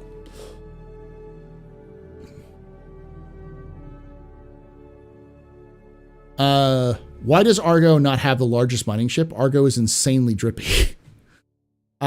Because Argo is not really. I'm surprised they made the mole in the first place, because the mole is not really their style. Argo is a company that makes infrastructure ships, towing ships. Even the rafts is a little off, but just because Argo is like, they make stuff that allows for stuff to go to and from things, and I wouldn't be surprised if they make like a refining ship or a building ship, which has been linked as well. The MCV, the mobile construction vehicle. So those sorts of things will likely end up in what Argo does. But the reason why they don't have the biggest one is because they haven't been around that long, and they haven't really focused on that. Are there different species of humans depending on where you're born, different gravity, etc., like Belters and Expanse, if you know the book's ZB series? Yeah, I know what you're talking about. No, not as far as I know. That's mostly a game restriction, because CIG doesn't want to have to build different player models or different character models for, people who were born in low gravity versus normal gravity.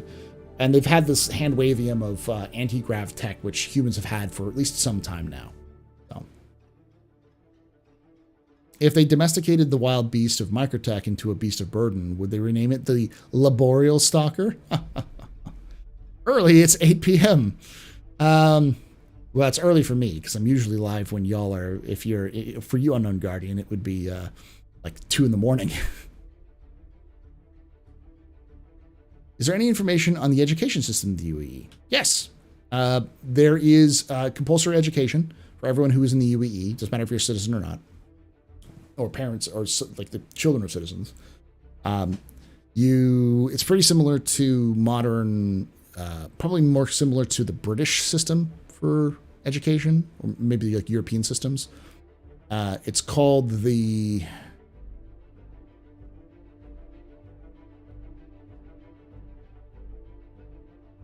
Brits can help me. What's it called when you matriculate, when you graduate, primary schools or secondary schools? Equivalency, I think. Yeah, I think it's equivalency. You have to take an equivalency to graduate, and then you can go off to college, universities, or everywhere. And but they specifically say equivalency. Can we expect the character in Squadron 42 to have enlisted to pay off student loans? Probably not. but there is some benefit, similar to like in the United States where you enlist because there are some benefits to being a veteran.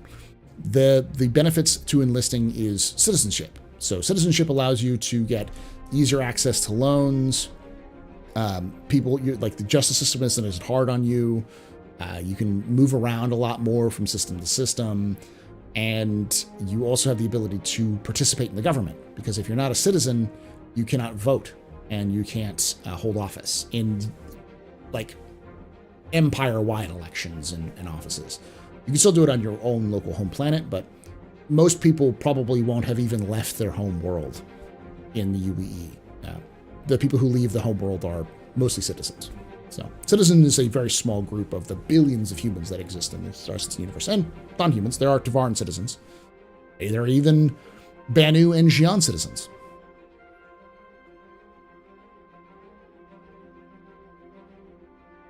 Why aren't I in school? Because it's spring break in Hype. Argo gives people the ships that allow them to get stuff done. Yes.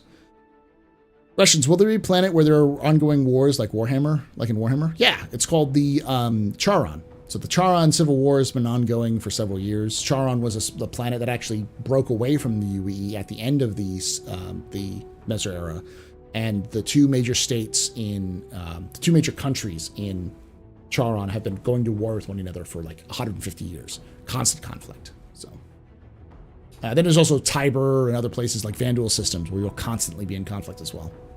I'm doing good, Tech Zero. How do you feel about the future of engineering and mechanical professions? I feel pretty good. I think it's definitely got a lot of depth as it stands, and it's going to get even more as they go along. Just a lot of that is stuff is they got to put that in there. Industrial version, I should say. Oh, civilian version of the Liberator could potentially be an Argo ship. A ship carrying a ship would be cool. Yes, I've been a big proponent of a Ro-Ro ferry concept for ships for a long time, because I think that's a very needed thing for the game. Lol, I don't want to RP convincing my Augur and Fen to get into the Ursa. I don't think you're going to have that problem. The office hours is Friday morning at 3 a.m. To like 6 a.m., which is my workday starts. So this isn't office hours, but I'm just using the overlay because it works, and you can see the chat and such. This is just kind of like I'll have an overlay for this later. This is just kind of a lore concept. I'll kind of sit, meet and greet and talk lore for the AstroHistorian. So, I'll vary Starship Troopers, but service does not guarantee citizenship in the UEE. I did actually. Thank you, Zach. I actually did a video on the Charon, and the Charon Civil War. So, give you kind of a good idea about that.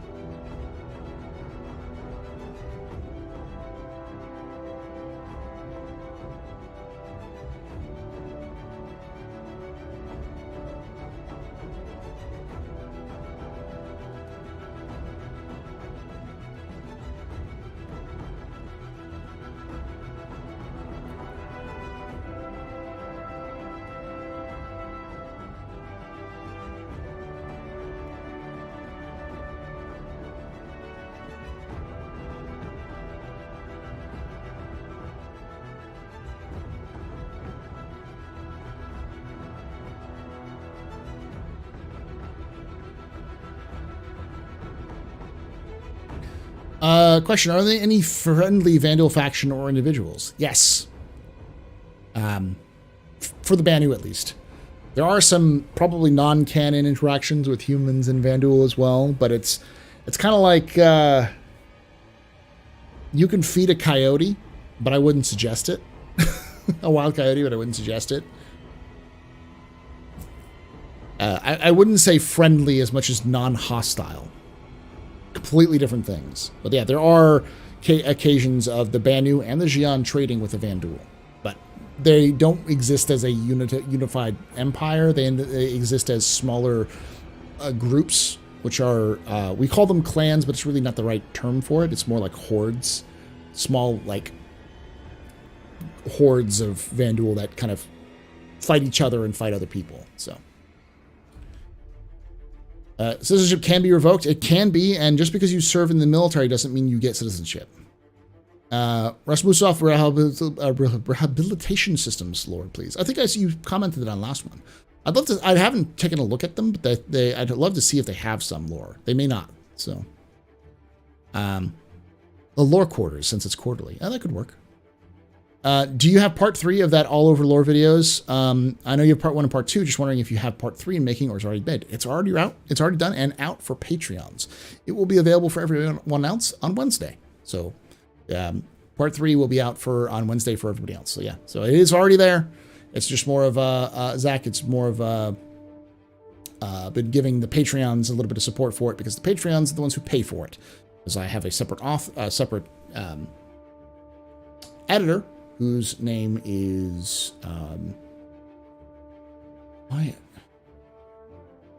Uri. Pull your brain. Uri. He's the one who makes who does that. He edits that all together. And Fist, who's from New Soul, does the audio for it. So I pay Uri money to edit that together because it makes it so that I can work on other things while it's being worked on. So, Vandal. I'm sorry, I said Banu. Again, brain no work.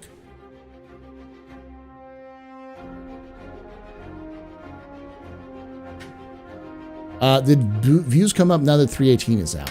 Views have always been fine for the lore stuff. If you're asking about the other things, the views have not really improved on the Astro Pub Live, but that was never a problem on the Astro Pub. The Astro Pub was more of a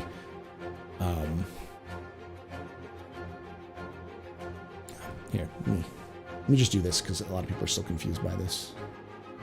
Oop. Nope, that's the wrong one. Get to see behind the curtain.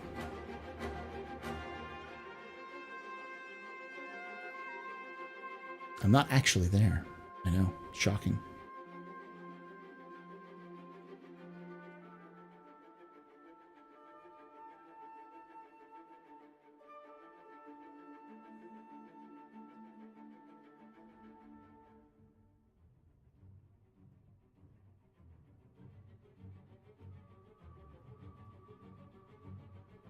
You're right. You know him. Oh, that's awesome.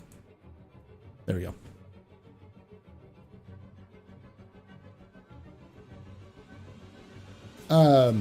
Yeah, but that issue that I was you're mentioning was mostly from, for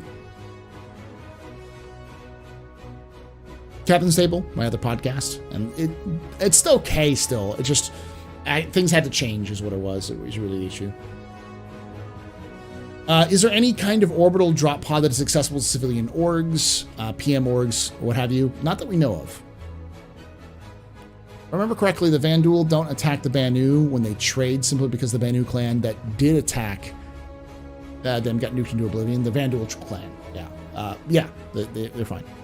Someone's wanted humanity in the Banu, and the pilot shot the Banu first, but the later peace brokered. Sort of. Donovan Salter asks, does religion play a role in humanity? Do other aliens mention religion? Other aliens mention a religion at all? Want to understand they follow traditions, but believe in some kind of higher power. The Banu believe in higher power. They have their gods. They have two gods they worship, and they worship a lot of gods. But religion does play a factor in humanity. Like I said, Crusader was founded by an overtly Christian individual, and there has been at least one mention of a Catholic orphanage run by nuns, Catholic nuns. So, and CIG has explicitly said that every religion you can imagine today still exists in the Star Citizen universe. So, Islam, Buddhism, Catholic, Protestant, Christianity, Judaism, all of it still exists.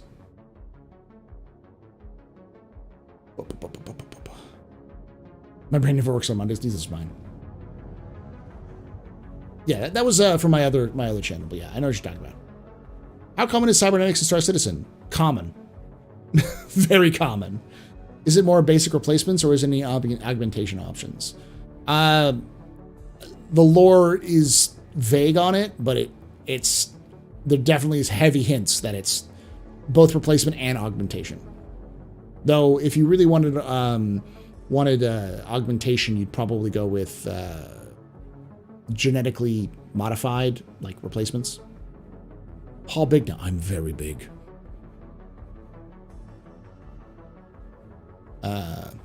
What super long videos do you have that would recommend watching that I'm delivery and do nothing but drive and listen to podcasts? The Lore Citizen podcast, I have like 7 or 8 of them. They're pretty good. Each of them are almost an hour plus long usually. Any of the Complete History of Star Citizen Universe, those are all 45 minutes long. So there's 2 of them. The third will be out on Wednesday, so that's a good. They're all 45, around 45 minutes long. So that's all well over an hour and a half of content. Close to 2 hours of content for right there. So plenty of those stuff. Thanks for answering my question. Before to go, have a good day. Later, Aurora. I don't know if you've covered this, but how many branches of government are there in the UEE that have gone their own way? But how many branch-off governments are there in the UEE that have gone their own way in their own system? Only one, which is the Charon system. That was a big deal that Charon kind of broke away from the UEE. There are no branch-off governments explicitly, though there are some smaller kind of controlling, you could call them like principalities, I guess you could say, or smaller sort of governments. The People's Alliance of Levski, which controls Nyx. You've got likely a small organization that controls Tohil. You've got a small government controls Tohil. You've probably got small governments that control places like a collective-ish government that exists in Spider. There was sort of one kind of in the outlaw system of Nexus, which is now no longer the outlaw system of Nexus because it's currently the quagmire hellscape of Nexus, since the UE decided to invade it and try to clean it out, and that didn't go so well. But there's a handful, and they'll probably expand as Star Citizen expands systems. Oh yeah, the Jumptown Wars documentary, that's good as well. Cyberpunk levels of cybernetics. A second.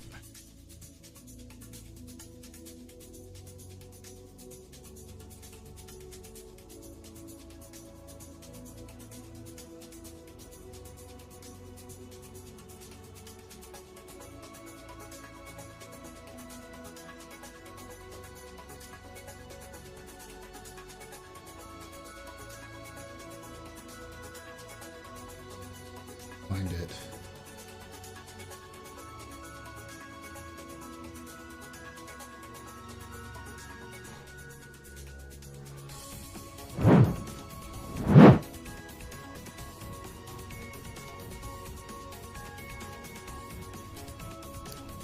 Look at the details on this guy and tell me that this guy isn't a full dive, full augmented human. This is Star Citizen concept art.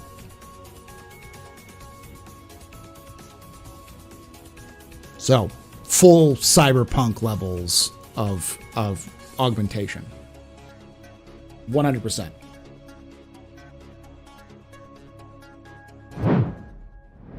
Nah, you're good, but your Game Boy, that's alright. Are there any lore about modifications ranging from cybernetics to genetic modifications and their effects? There's nothing about their effects, but there is, lots of lore about cybernetics. There's a company, I can't remember the name of it, who specializes in it. And then there is, but other than that, we know they exist. It's not much about them. But we do know that genetics have existed for a long time. Like every human is genetically modified before they're born. So they have full, free of diseases and stuff like that. So, or at least cancer and such.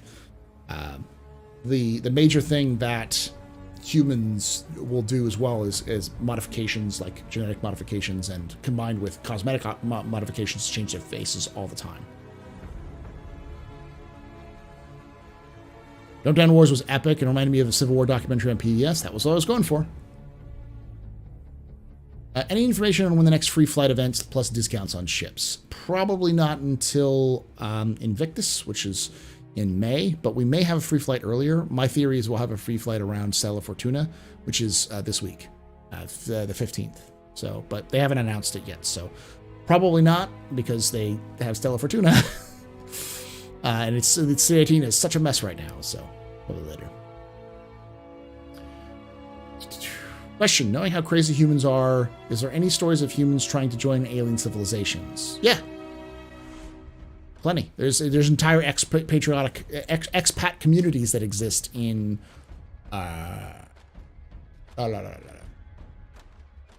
Xi'an space.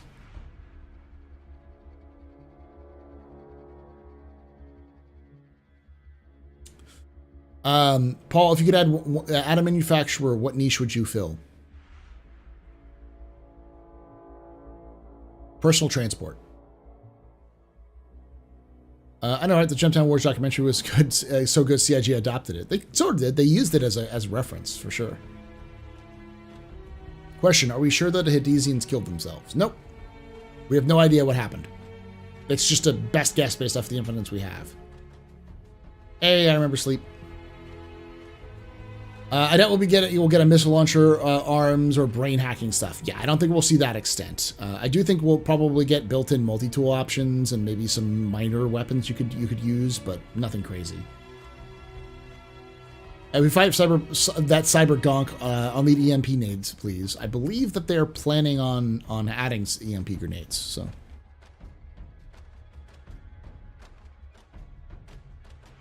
I heard people mention the end of March. I wouldn't be surprised if we saw something at the end of March, but I also wouldn't be surprised if we saw a free flight. We wouldn't see a free flight until 319. Does Star Citizen take place in one galaxy that has multiple systems, or is it like an entire universe to explore? We don't know. There are multiple systems, and jump points. The main travel between points is through jump points, but we don't know if those stars are in the same galaxy even. I do have a map that seems to indicate, especially from CIG, that seems to indicate that it is in one galaxy, but we don't know. We don't know the actual distances between them. Stella Fortuna will probably have some sales, almost certainly. Are there accessibility issues to that genetic medical stuff? Oh, yeah. Oh, yeah. If you are poor, you ain't getting that genetic stuff. Now, I think every human is, when you're born, if you're born in the UEE, you have the screening and changing. It's like free of charge. It's been around in humanity for a very, very long time. But if you wanted to get, say, like a replacement arm, so you lose your arm and you want to get like a replacement arm grown, not going to happen. Unless you're super rich, you ain't getting a replacement arm. You're getting a cybernetic, a prosthetic, effectively. The cheap ones. Questions. Any flying creatures like predators chasing ships and gas giants or other planets? Not really. There is the Tukyai, some Tukyai, something like that, which is a flying predator that exists on the Xi'an homeworld, which is the name of the San Tukyai, the namesake. You can think of it kind of like a flying like hawk or something like that. I think it kind of looks like a pterodactyl. You nailed it, GT Wars. Anyway, I'm off back to conference calls. Wanted to support the channel with lunch break. Thank you, Alpha, for hanging out. Maybe a free flight if they can get the servers to stop being an RNG Aegis prayer away from flaming dumpster fire. Yeah, that's a good question. What is Pyro? I'm sorry, I'm new to Star Citizen. So Pyro is a second star system. Let me introduce you to website. So go to the RSI website right here, and you want to explore a little bit of the universe. You can go to apps here, and you can go to the star map. So if you click apps, you go to the star map. Probably never even see this. I'm not going to use this though, because this is a terrible situation. Pull out, open.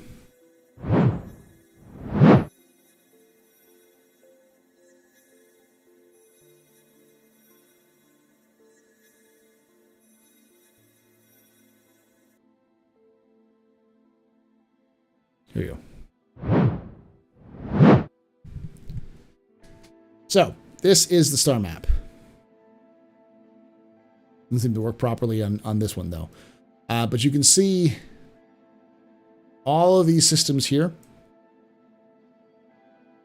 That's Sol, so this is Earth right here. I'm double clicking on it, so it's not working. I think it's because I'm on Microsoft Edge, but there's Nyx. Here's Pyro. So what I'll do, the way I've worked around this, is go Pyro.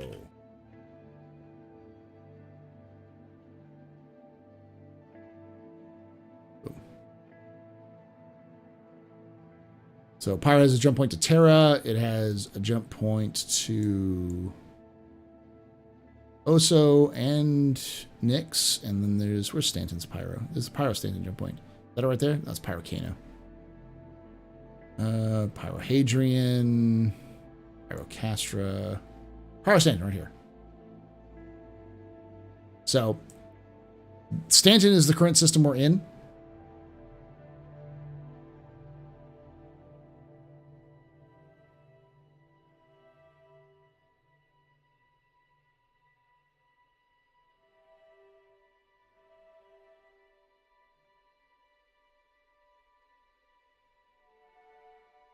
Get this. So this is the jump point from Pyro to Stanton. You see right here. So you jump in here and then you can go to the rest of the Pyro system. So it's the next system that's going to be in game.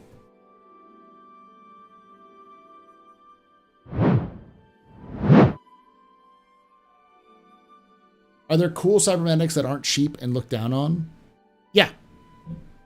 As far as I know, but they haven't elaborated on it yet. Anytime I see cybernetics, I keep thinking Shadowrun. Yeah, it'd work. It works in Edge, but it's for some reason for me it's not letting me click on stuff. And maybe some other reasons.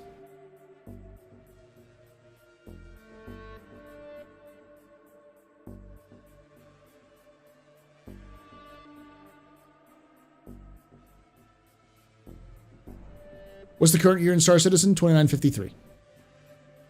And next year will be 2954. So it's like 903 years or 33 years. I can't remember the exact date, but it corresponds with our current years.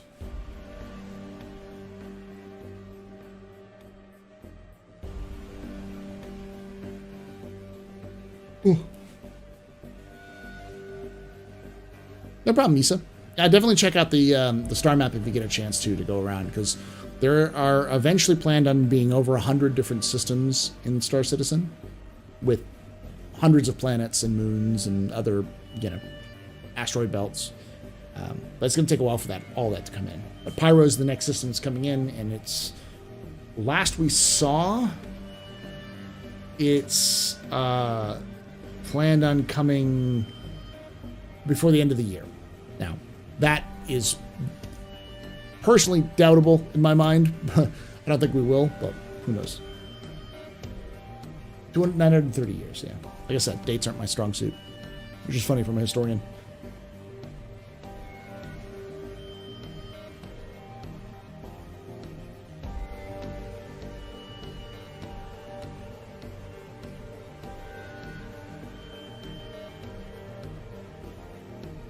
Yeah, it's March 13th, 2953 in Star Citizen.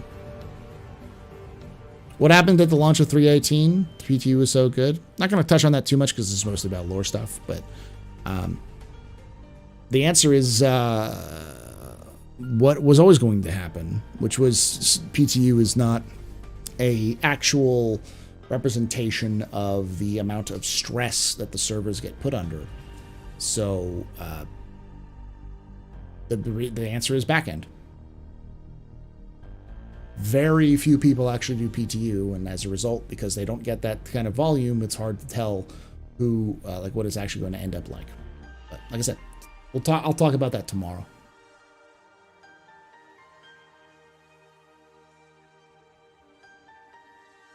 Question: CIG has made statements on owning / gatekeeping a new star system that you found. Not really. I mean, you can try to prevent people from coming into your system if you find a new system. But if someone else finds it and you're not there, or you can't kill them, then yeah, people will find it. Do you think CIG will let players get a wooden peg leg if they wanted to go for a pirate look? Maybe. Since CIG is often not good at naming things, do you think player-given names to different locations will ever become a canon? Possibly. CIG is okay with that something often. Because gosh, what was the name? Tally had a different nickname that it went by. Originally, it wasn't the Tally. It was called something bonkers. Like a Ret or Retty or something like that. It wasn't the Tally, but since the community started calling it Tally, or Talliator as a Tally, it actually made it into the lore. In fact, made it into the script of Squadron 42. So.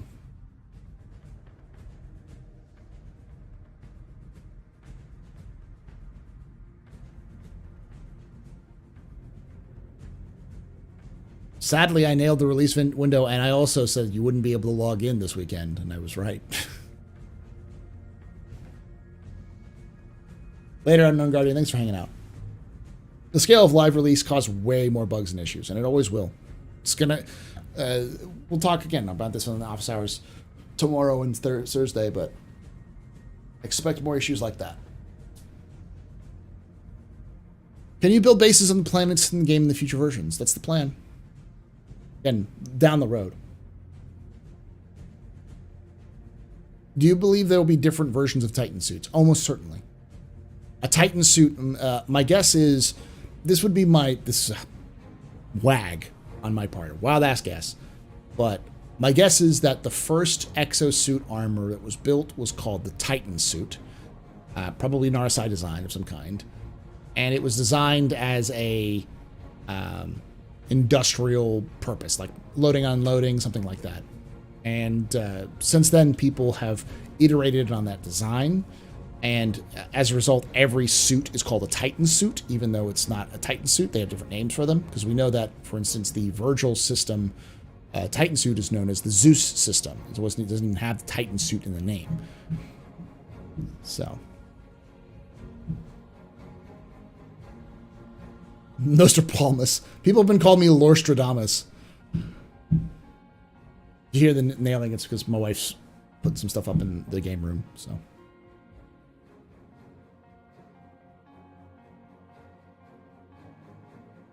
But that'd be my guess, is that we'll probably see more exosuits. Because they're supposed to be Type 9 is their official term in lore. Type 9 armor. This is a type of armor which is more advanced. Do they have any force types in lore? What do you mean force types? Like use the force, Luke, or more like types of force? Where's my orc sound effects in Twitch, Paul? It'll happen eventually, but this isn't Twitch. This is YouTube.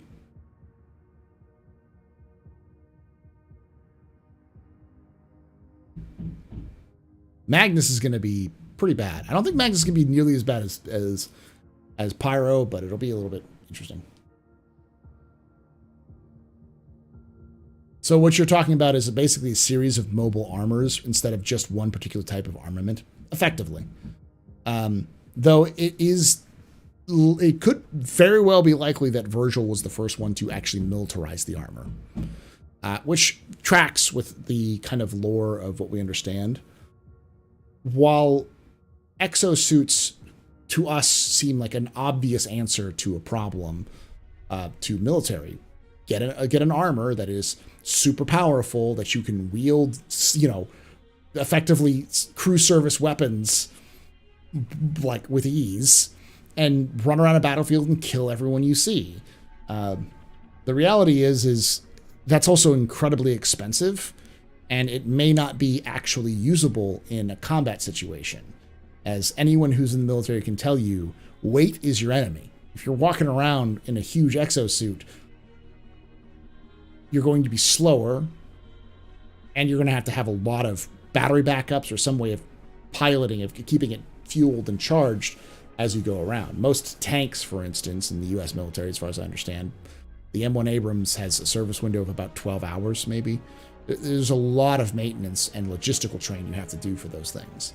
So it may have been that the exosuits have been around forever. It's just like militarizing them just was stupid. Like you could do, for the same amount of cost, you could buy a tank.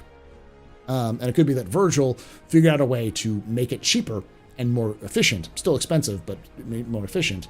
And they started using it specifically to counter the Vanduul, because the Vanduul like up close and personal combat. So, and that seems to be the kind of the case, is that the ebb and flow of military technologies is 100% related to the conflict that they are seeing in front of them. The Gladius was built to deal with the Tevarin and the Xi'an. The Hornet was developed to deal with the Xi'an and the Vanduul. The F-7A is designed to deal with the Vanduul. So that kind of ebb and flow. So that's a lot of that is just speculation on my part.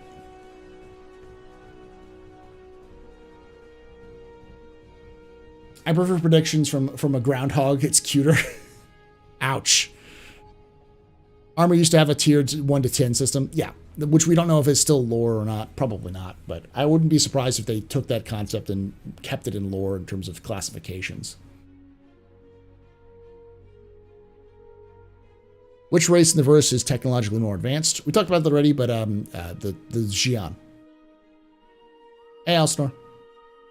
Since there seems to be a division between Terra and Earth, do you think that CIG will eventually have a Civil War type of single-player story? Possibly. Though I'm almost certain that the split between Earth and Terra will be an event that will involve the players in the MMO. Probably not in single-player. Greetings from the big island of Hawaii. Hey, nice. Welcome, Galactic Elf.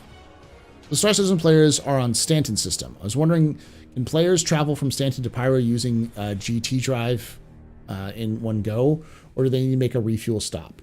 You can almost certainly travel to the Pyro system, but you have to go through what's called the jump point. Jump points aren't in game yet, but you use a jump point to travel to the Pyro system, and you can almost certainly do that in one go. But you won't be able to travel through Pyro without refueling, because it's a very big system.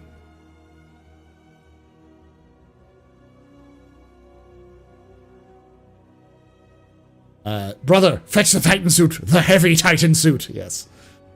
Question: are there any self-healing polymers, materials and lore being used in shipbuilding? I think there are a couple. I don't know if they're self-healing to the degree of like instantaneous, but like possibly for like undersuit construction to like prevent leaks and such.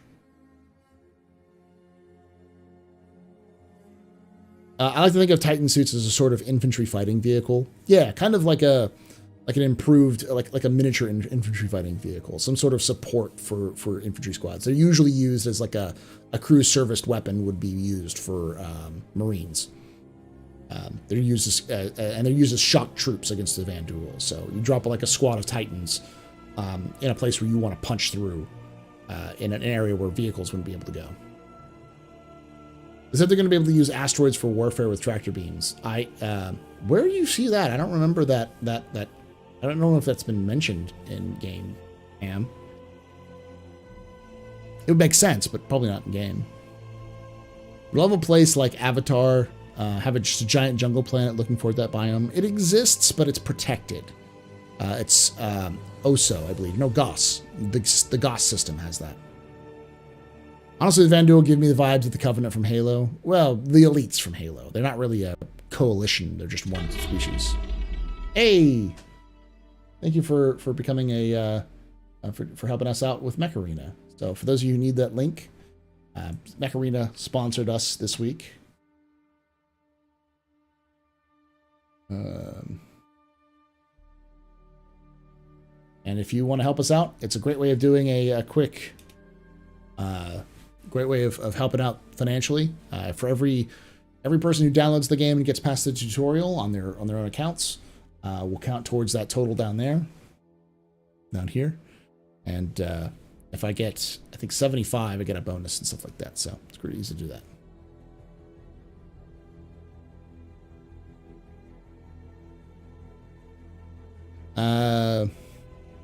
The U.S. Army doesn't use Stormtrooper-style armor or exosuit armor because it would have to be virtually custom-made for each soldier. That'd be excessively expensive. Yeah, effectively. I think, you know, we're talking Star Citizen universe. They could easily have streamlined it a little bit, but there's probably still some calculations you need to dial in from the thumbnail of this video. Kind of shows you kind of like them maintaining and dialing in the mechanisms to make it work. Oh, thank you. I didn't know that there are going to be jump points of travel on other systems. Yeah, so jump points are effectively wormholes. A lot of Star Citizen's technologies are based off of theoretical technologies that have been proposed today. So like a quantum drive is an Alcubierre drive, which is the warp drive that was theorized by recently. And the jump points are wormholes, naturally forming wormholes that are theoretically possible, though not likely. And both of them use, in their equations for existence, use the existence of negative mass. Though I think the Alcubierre drive doesn't need exotic matter anymore, but that's what quantanium is. Quantanium is exotic matter. It's the negative mass exotic matter to make it work. Did an entire video on it in terms of like the technologies behind it. So you use a quantum drive to go from point A to point B in systems, and if you want to leave the system, you have to go through a jump point.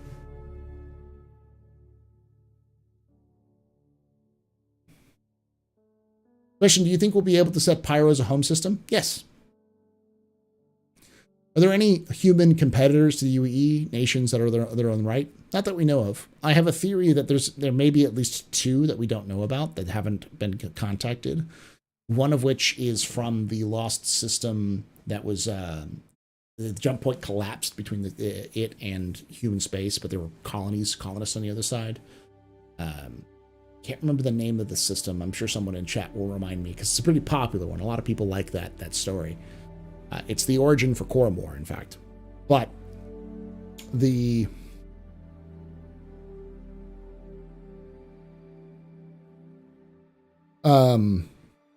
been alone for hundreds of years now. So the fact that they could have easily discovered other jump points to other systems that we don't know about and settled them and created their own functional government. Then there's also the lost colony of Artemis, which was sent out before jump points were discovered. I have a theory that group of colonists will have had, they're sent out 800 years ago. That colonists would have arrived 300 years. So at the point, so they may have been, again, it existed for hundreds of years in their own kind of state, their own government formed. But no, there aren't any rival human governments as far as we know. There are small pockets, like the Nix system has that, but other than that, not really. What do you think of the entitlement processing? It sucks.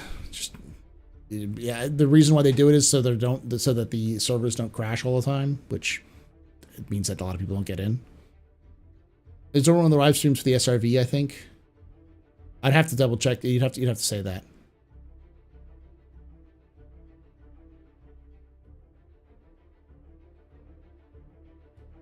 What are you talking about, Bob?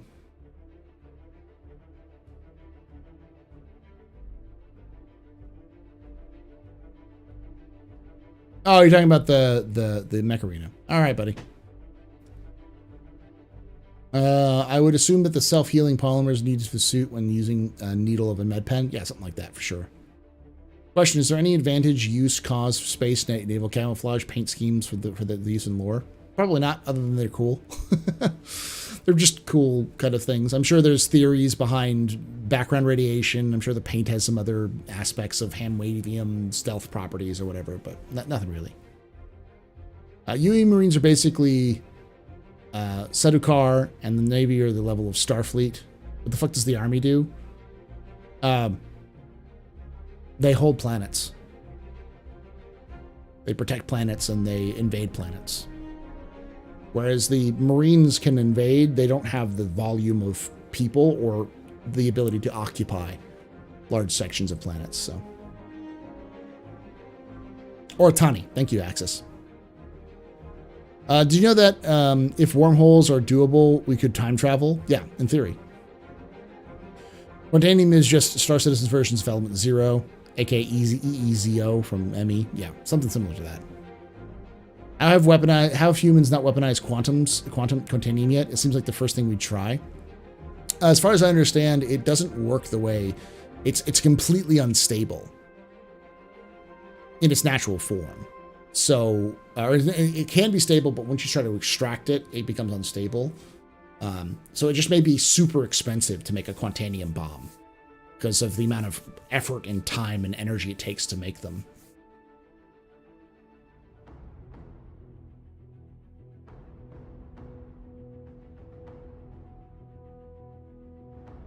I want to know this too. Why have humans not weaponized quantanium? And I don't know. They may have actually done so, and we just haven't seen it in the lore yet. Macaroni is a fun game. I was playing a bit yesterday. Thanks, Paul Shelley. I sent you the friend request yesterday. Thank you, Tech0. It'd be really cool if the Artemis systems were next to UE systems, but just miss each other because none of them have linked jump points. That's about my guess. My guess is that like they exist in their own bubbles outside of UE systems. So like you find a player will find a quantum jump or a jump point, find a jump point, and they'll jump in and they'll be like, okay, this is an entirely different different color palette and technology system than I'm used to. Hey, WB. Will you be able to study the language found in ruins from other civilizations? You should be able to. They are making alien languages, so. What is your favorite in-game holiday? Mine is the one about love that collapsed jump point. Forgot the name. Koramor. That's the one that's about from Oratani system. My favorite is probably Traveler's Day, which is their version of New Year's Day. Yeah, pretty cool. Mobile infantry. Yeah, something like that. The problem I have is that the army right now it kind of just has no purpose. It's just like you hold rocks. That is your purpose. Hold balls of dirt. And what I'd really love to see the UE army do is like be this slow-moving, incredibly unwieldy beat stick, where like when the army shows up, they don't show up to raid you and kick you out. They show up to stay. They build bases, they dig in defenses, they have weapons that are designed not to operate in the vacuum of space, but to operate in atmospheres and operate with massive, unbelievable amounts of destructive firepower. Hey, Imaginary Jeremy. Hey, Jeremy. Good to see you here. Jeremy is... works for CIG. He's one of the writers for CIG. Please don't yell at him about 318. I don't think he has any information about that. Sorry to hear that, human being.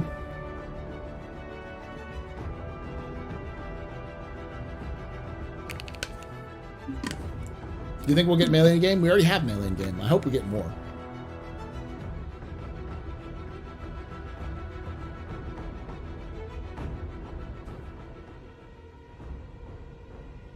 Sounds like a bomb to me. I mean, it'd be like nitroglycerin, which, you know, is a bomb, but it's incredibly unstable. You'd have to like really make it. All right, server's still down because I was once I get a character repair and I have a 1903. I think it's still down. I don't think it's fully functioning yet.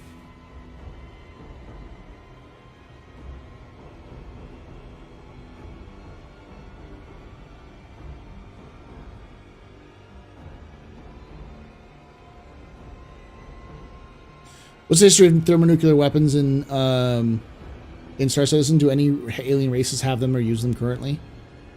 Not that I know of. But they may have them, but they don't use them. Do you think we'll see a multi-species coalition in the verse similar to the Council and ME? I'd love to see that. That'd be cool. But I don't think so. Not yet. That would be a much way down the line. I mean, swords and the like. I'd love to see that. I think there are mentions in Squadron 42 of the Screaming Galsons using melee weapons and using bespoke melee weapons. So it seems like they're at least adding an enemy type that is specific to Squadron that will charge you with melee weapons. So it'd be nice to be able to have melees as well. Join the Hundreds having the same issue 318. They're working on it, but messaging. Well, I think it's because a lot of people think that this is an official stream. It's not. Just a fan. I'm answering your lore questions, though.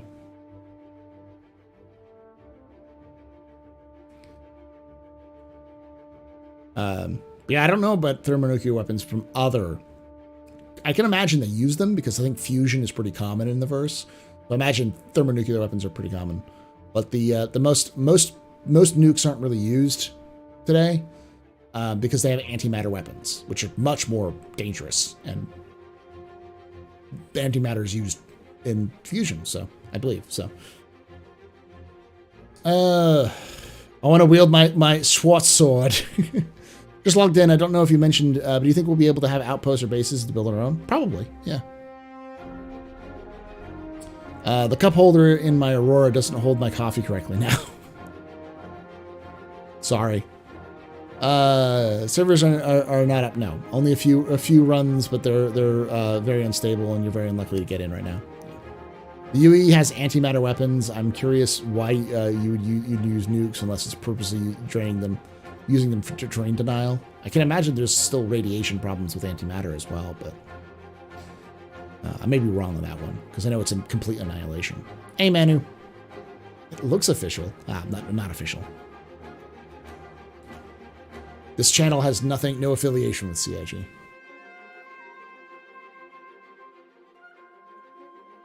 Since we have a whole respawn sleeve thing going on in lore, does the UE have some sort of Deathcore of Krieg type counterpart? No, not really, because the regeneration is only about 3 years old. It's very, very new. But it's become very common around the verse because it was effectively given out. The technology was given away. So... But I wouldn't surprise if we see some sort of clone armies show up like that. The clone armies are illegal. Cloning is illegal in the Star Citizen universe. In theory. When's the next universe election? 2030, so 2960. Is there any lore tied to Port Olisar being replaced, or is that just a development thing?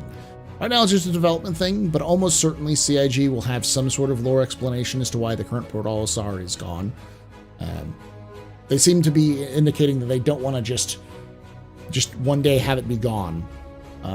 My theory, at least, is that Seraphim Station, which was mentioned in the last update, last monthly report, is the replacement for Olisar.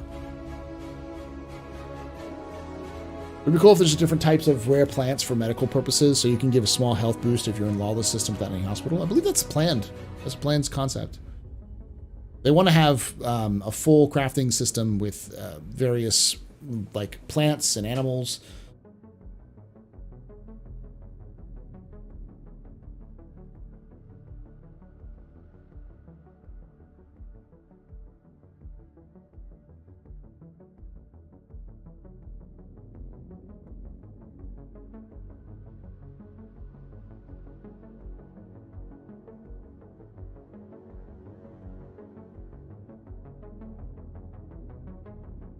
I wouldn't be surprised if we see an issue with the current Imperator. Also, nukes need a particular sun phase for them to go to far off. What? I don't know what you're talking about there, Astro. Do you answer? Port Olisar gone would be akin to a major airport just vanishing. Yeah. I feel like Seraphim will replace Olisar, and then they will move Olisar probably near to a jump point. Possibly. In a perfect world, what I would love to see is a colony drop, or an attempted colony drop. Anyone who knows what a colony drop is, it's a term from most popularized in Gundam, where you take a giant space colony and you drop it onto a planet as like a weapon of mass destruction. And while I know a lot of people will be like, that's stupid, why are you going to drop Olisar into Crusader? It's like, well, maybe you're not dropping Olisar to Crusader. Maybe you're trying to drop Olisar onto Orison. As a big event where, like, you have to go in, you have to clear it out, and you have to, like, stop the Ninetales from dropping it and, you know, defuse bombs on the station. And the end result is it's diffused, but it's like the station itself is stuck in Orison's atmosphere, or in Crusader's atmosphere. So it's like stuck in Crusader. So it's still a place where you could visit, but CIG could effectively wall it off. So you could still see it, but you wouldn't be able to interact with any of the aspects of it. Question: what's your favorite alcoholic beverage, and what can I buy one for you at CitizenCon? You can if you want to, but it's an old-fashioned. Was the Tevarin lore developed? I can't find a lot of info on it. There's not a lot of Tevarin lore super developed. Jeremy, who was in chat earlier, he mentioned he's actually written a little bit of the lore on the Tevarin. He added a little bit to him, but most of the Tevarin lore is you can see it in the serialized fiction, which is in terms of lore, and a lot of the news, the lore news reports, as well as in the brochures for the Prowler and for the the Talon.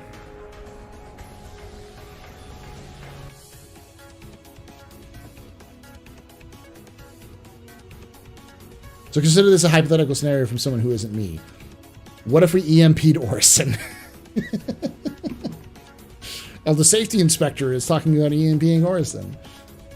I don't know. I'd love to see Orison stick around, but I just you're talking about Orison, not Olisar. I think it's got shielding and stuff like that.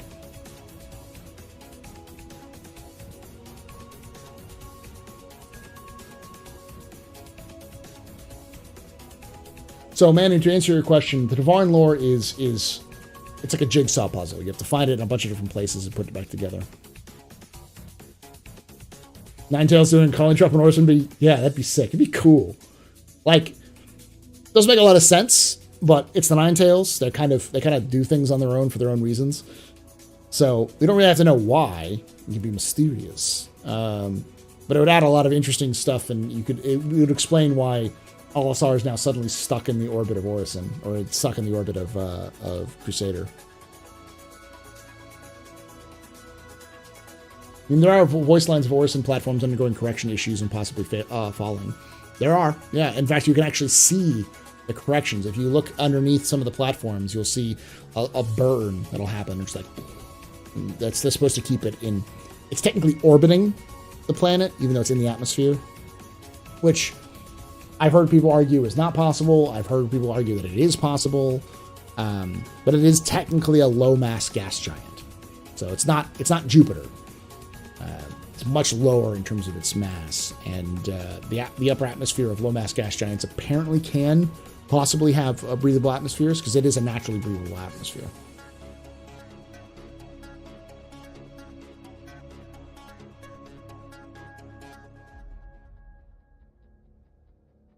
Obviously, would probably send 3 agents to exterminate every Ninetales in that system at that point. I wouldn't be surprised if CIG did something around Olisar as part of the release of Pyro.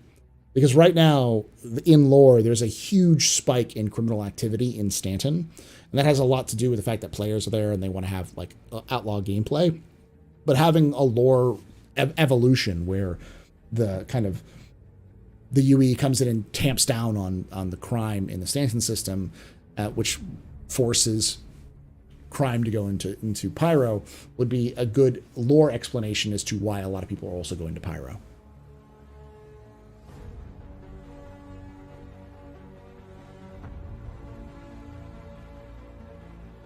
Yes, it gives a lot of lore, yeah. The jigsaw stuff, it's why channels like mine exist.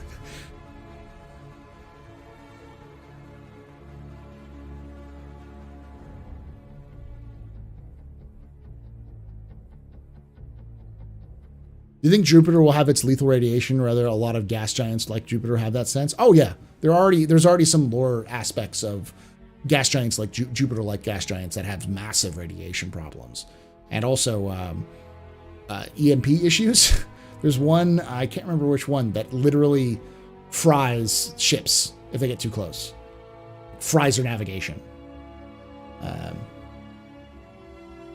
May have been Banshee, but I can't remember. It was something like that. Oh yeah, dropping onto yellow would be interesting, or like a moon would be interesting.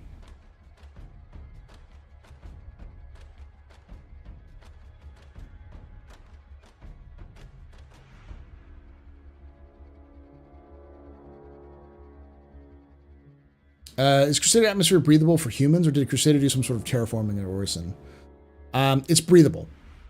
There's a pocket of air at the very top of the atmosphere, which is breathable, which is where it's why they have the storm walls, which are a native species of animal that exists in the upper atmosphere of Crusader. Good idea. Ninetales hijack All-Star, move to Grimhex and expand their main port of stay. Could be. Do Banu ever develop gene editing technology to extend their lives? And if not, why not just purchase tech from humanity? Probably. Why they may not be compatible with humans' genes. They're different genes. It could just be a quirk of Banu physiology that you can't do gene editing with their bodies. So life extension techniques may not work on them. Because we don't even know what they are. Like, my theory is that they're coral people. Like, they're like sentient coral that developed into, bipedal locomotion. But not obviously like coral that we know on Earth, but alien coral. That's the easy answer is it just doesn't work as the same as you think. Why does Hurston look like the Colonel? You mean Colonel Hurston? Colonel Gavin E. Hurston? Or are you talking about the founder, the guy, the giant gold statue guy? I forgot his name, but I think that's the founder. It might be Colonel Hurston, Gavin E. Hurston, but yeah.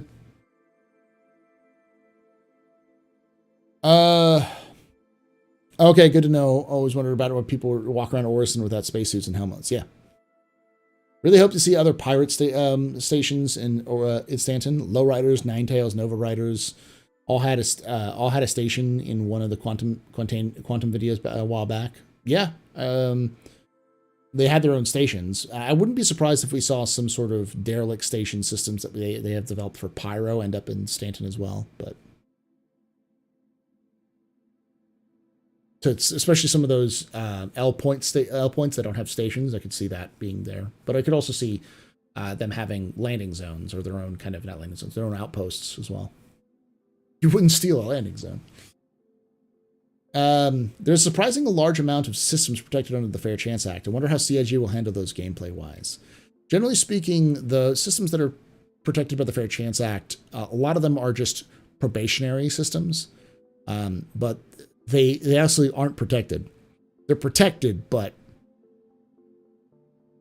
they're not protected.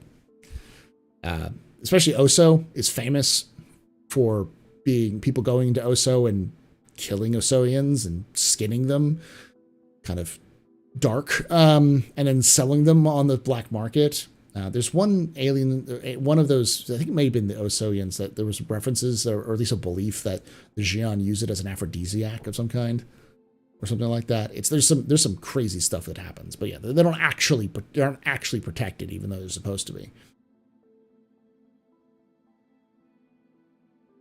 Why is Grimhex such a scary station? Well, it's controlled by the Ninetales, but it's because Grimhex itself is an old abandoned station. It was originally a mining station, a station designed for wildcat miners to go kind of have a place to call home, but it's been abandoned for like 50 years, and the only people who've been keeping up with it are outlaws and rebels. So that's why it's kind of a derelict place. I know Colonel Sanders, and I know reference to Colonel Sanders, but you're asking, I was trying to remember because the current CEO of Hurston is Colonel Gavin E. Hurston. So aren't Banu born from pods? I don't remember it. I don't know. They may be. They're born from other Banu. So is there a correlation in lore with players being damn near suicidal? What? I don't know. Probably not. Sorry, Ninetales, Lowriders, Dusters, and not Nova Riders. Nova Riders exist. I don't know if they're still in Stanton, though. They are a gang. Which planets in Stanton would you be able to land and walk around on without any protection suits, by the way? In Stanton? Hurston, Crusader, Microtech, and ArcCorp. The Microtech, you probably want some clothes. And maybe some heavy clothes, but ArcCorp and Hurston for sure, and Stanton for sure as well. Moons are a little different, yeah.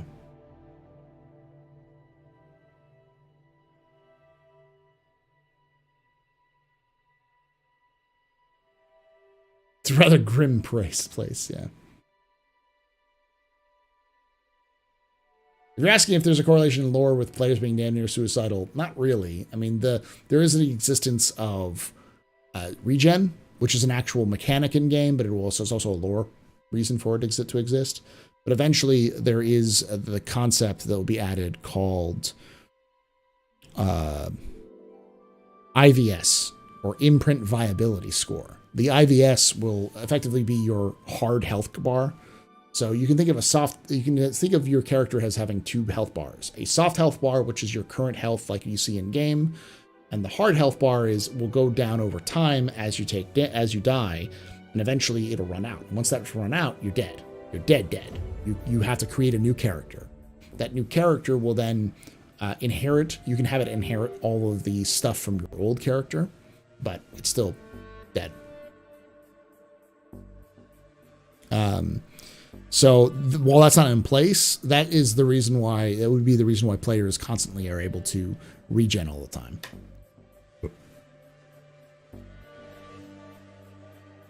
Got about an hour left, maybe a little less.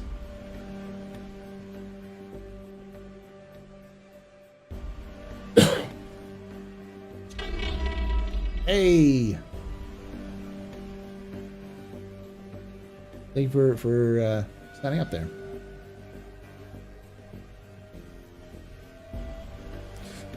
No, there's no moons that are naturally breathable in the Stanton system. All of them are not. None of them are terraformed. I believe there is a terraformed moon. I want to say I may be wrong.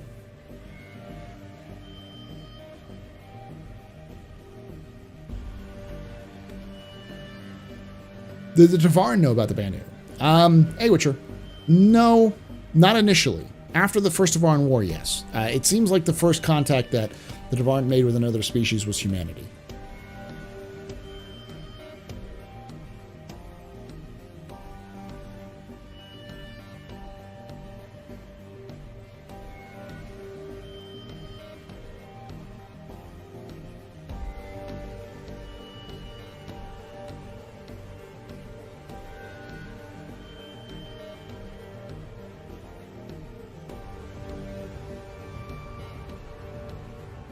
General Kenobi, yeah. They said factors for regen would be things like quality of medbed, distance from medbed, time since last scan, etc. Kind of like a save file that slowly corrupts over time. That's a good analogy. Yella, in theory, you could survive without a suit. The problem is the pressure on Yella is next to zero. So you have very little pressure on Yella, but it is oxygen. There is oxygen on Yella, naturally occurring. It's just basically almost no atmosphere. At one point, you could actually refill your suit's O2 tank by going to Yella.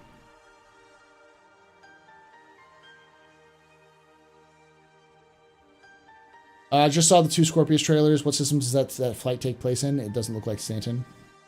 Someone mentioned Croshaw earlier. It may be. I don't know. It's probably a fictitious system. Is it possible that the Banu met aliens that no one knows about currently but are lost to time because Banu hate records? 100% possible.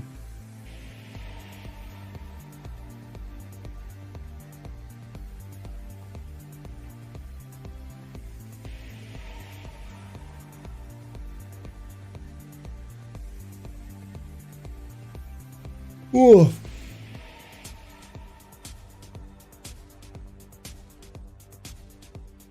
You want to support the stream, by the way, because you just had that alert.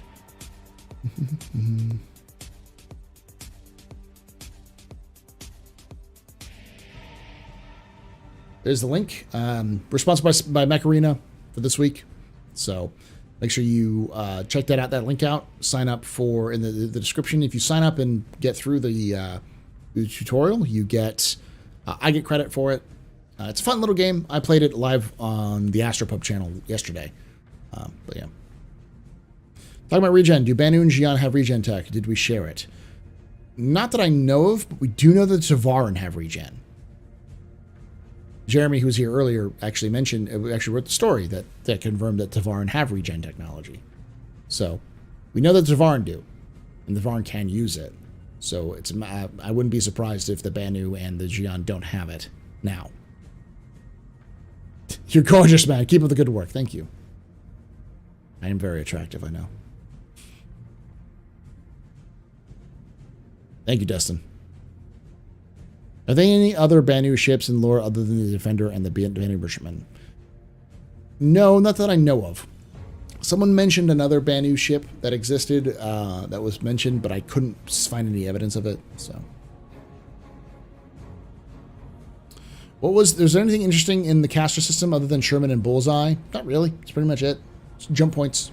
That's why it was a pretty simple system for military logistics standpoint, and it's why one of the reasons why I think it's a good candidate for the system after Nyx, because it's just super easy to make.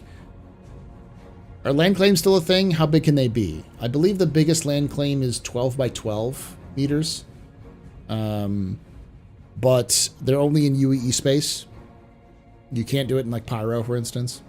Yeah, they still existed.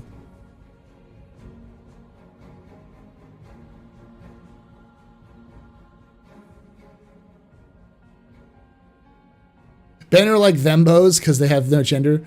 To me, just charming aliens that will trick you into a contract, and if you like it, and you'll like it, but they can't remember where their house is. They're like golden retrievers. They have that golden retriever energy. They're just there to please everyone and make money. I firmly believe cast rule will be after Nyx. Have been ever since you suggested that theory back in 2020, Paul. It just makes sense. It makes the most sense.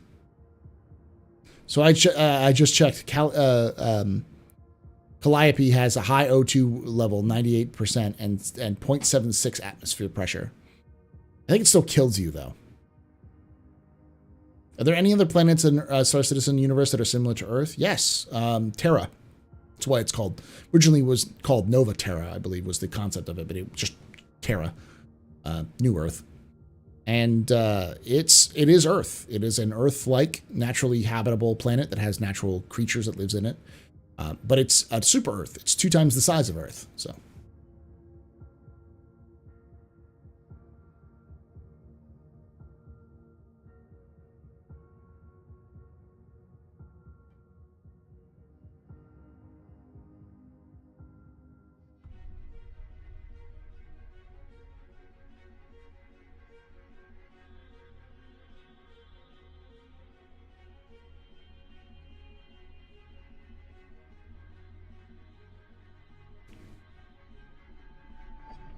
Okay, thank you. 4 by 4 kilometers and 8 by 8 kilometers. Brain no work. Thank you. I don't know if this is a lore question, but I'm curious to why the RSI Scorpius and Aegis Javelin have similar design language around the nose. Because it looks cool. I don't think it's a lore. I think it's just a coincidence. Are Stanton planet owners exceptionally rich, or could many other corporations could have afforded planets? They're exceptionally rich. Crusader is pretty much the only people who make transports like Starliners. There's really no references of any other Starliner that still exists, and they have that contract with making effectively the Galaxy or C-130 for the military. So they just make a shit ton of money off of that. And Hurston is the only company that we know that makes the antimatter weapons for the UEE, and ArcCorp just does so much. They make like antimatter drives and a bunch of other stuff, and Microtech makes the equivalent of a smartphone. They're the only people who make smartphones, so they're just that rich. The only companies that would be even close to that level of wealth would be like RSI. Not even Aegis or Anvil probably has that much money. But RSI has no use for a planet. They basically own Earth, so why not?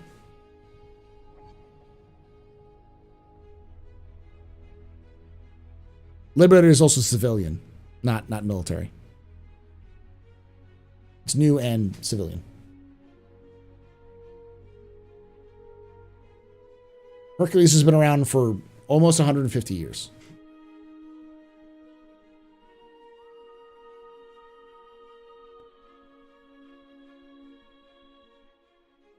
The Banu ship was probably from the Trip Taker from Gift from Baba. I'm sure it was just a hand-wavium ship, but it may have been Ben Immershman. Terra's the only planet that didn't need terraforming to be livable so far, right? There's a couple of other planets that didn't need terraforming, but had no life. There is Lear. Lear didn't need terraforming. Lear 2 or 3. I think it was 3 that was naturally habitable. Plus all the planets were like Khalith, the Tevarin homeworld, was naturally habitable. So there's a handful of them, but like Terra is probably the best example of an Earth-like that just is a straight-up Earth-like.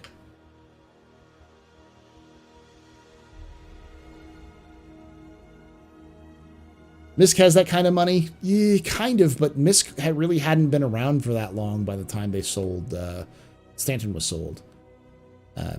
Misk may have that kind of money now, but that's debatable.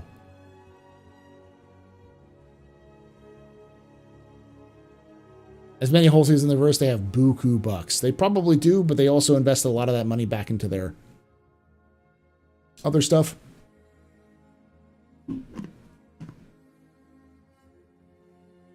If Hercules is a Starlifter, does that mean we'll have a Hera hacking ship? No, it's called the Legionnaire, but yeah, that is what you're talking about. Microtech was a terraforming screw up. Yes, but the planet, it was the company didn't care. That's why I got it. What will it take to get CIG to make some more ships by Kruger?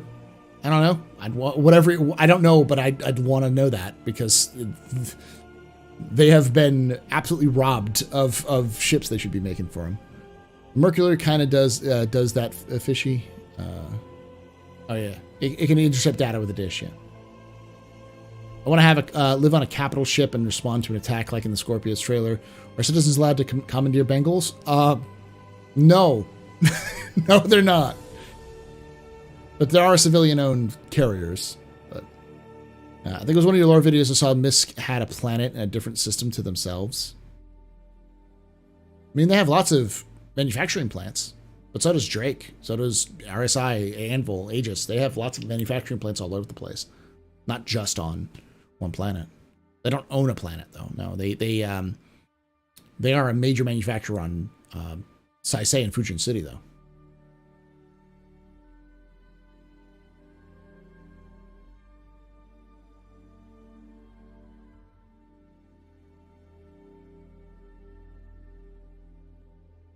I believe CIG said that there will be one wild derelict Bengal that will be repairable by an org. However, it would make you a prime target for other players in the UE, something like that. Yeah. Will we get to see the Retribution Squadron 42? I hope so. So, what did they have to call to take over Terra? Nothing. There was a species that existed on Terra, a intelligent civilization, but we have no idea about them. We just found their ruins. When the first explorers arrived on Terra, they found the ruins in a place that's known as Quasi, which is where the Quasi Grazer is from. It's also where Asperia was founded. I think it's like the country of Quasi. No one knows. They found them when they landed on the planet. They found these ruins, but there's no evidence other than that of a civilization that existed on Terra. Question, any guesses as to what enemy creature talked about in the monthly report is? My guess is a Vanduul hound of some kind, like a Vanduul attack creature. The half-drug with hair thing. Why are there human cashiers, wouldn't that kind of thing be handled by robots? Is it because AI of the AI drama? Probably.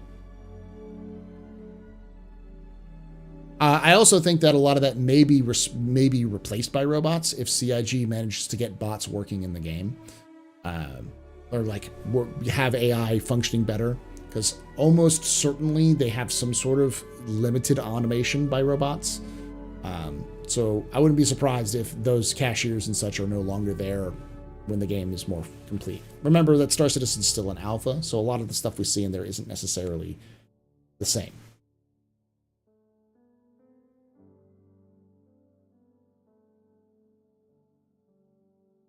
Can I refund 300 euros? No, because I don't think you've paid me 300 euros. You're asking about 300 euros from CIG, because I'm not CIG. You can go through their refund system. If you've not spent more than, if it's within 2 weeks or something, like within a month, you can refund it.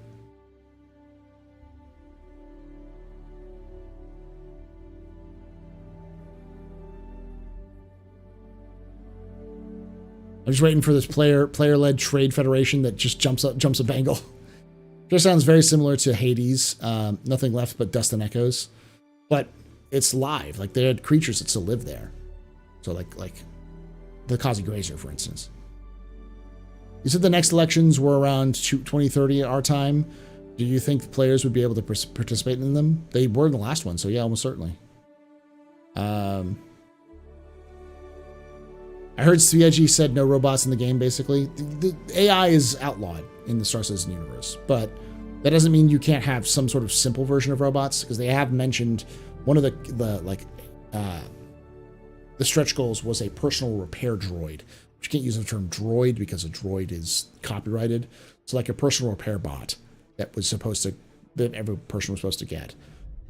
So there likely is some sort of, like I said, limited automation. Not AI, not, full functional AI, but limited stuff like that.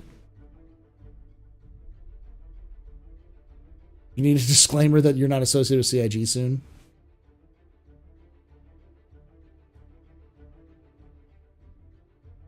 I am not a CIG employee. Well, the thing is that no matter what I do, people assume that I work for CIG. People have asked me that before on live streams. You work for CIG? It's like, no. Just answering their questions.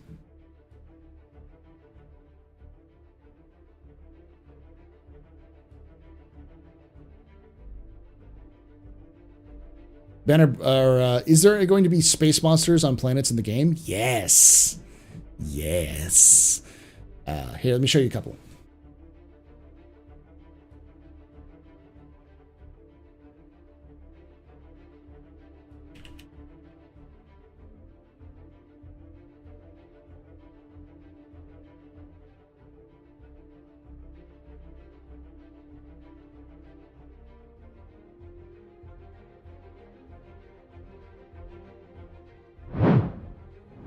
No, I don't work for CIG. Stop it. Get some help.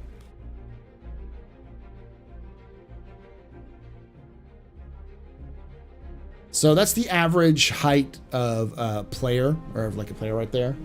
And then next to him, that's what's called a whip crab. It used to be called the pyro crab. It is a hive creature. It's not a crab. It's more like an insect. It has a queen, kind of like a main central controlling queen, and it has its drones and its babies that will run around. And it looks like rock. Like it when it kind of pulls itself together, it can camouflage itself as look just like a rock does, and then pop out and attack you. Yeah, that's a thing. And then there's also the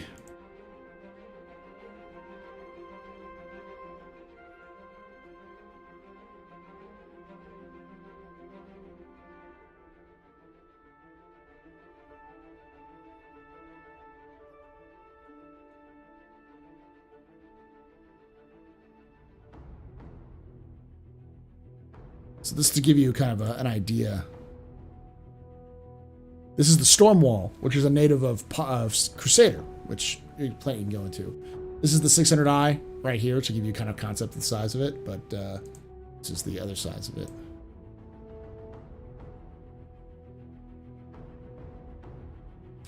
There's also the several other kind of creatures like this that will exist. I am a spy for CSG, yes.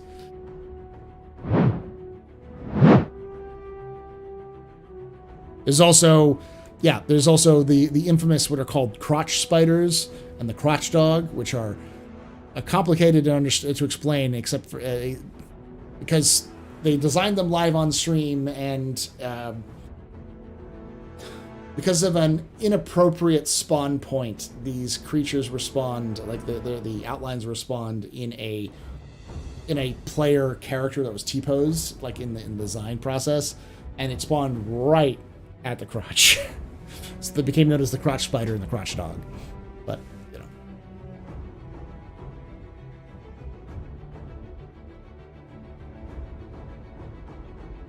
I've seen enough cartoons to know where this is going. When we get those in game, we're going to see Starship Trooper, Star Citizen, only good bugs and dead bug. Not a fully serious question. Do you think we'll get a Scorpius versus H-shaped wingcraft original systems arena commander game? Possibly. A hive creature that large? Absolutely terrifying. Wait, they're effing camouflage? Just kill me now. And they live inside caves. I believe the term is, brother, get the flamer. Get the heavy flamer. Reminds me of the Star Troopers Brain Monsters, the gray crab thing, yeah. As long as I downloaded the game with your link, you get credit. Like, the thing is actually fun. Yeah, as long as you downloaded it and played through it, it's fine. I get the credit for it. As long as you signed it up through it. I get it sometimes. I had it 1775 to my name because people would ask me if I was that pappy. Oh, yeah. All right, the space whales, yeah. We're going to need flamethrowers for whip crabs, the best vehicle mounted. It's like Cthulhu in the air, yeah. Eat monsters, yeah. So Star Citizen, and there's plus also the Sandworm. CIG 100% plans on having a bunch of different creatures into the game. The reason why we don't see, for instance, more AI in terms of NPCs and such is the same reason why we don't see a lot of these creatures, because CIG needs to have server meshing in before they can really make them function, apparently. Is the Sandworm a joke? Nope. It is an actual thing on Layer 3. It is still a canon creature.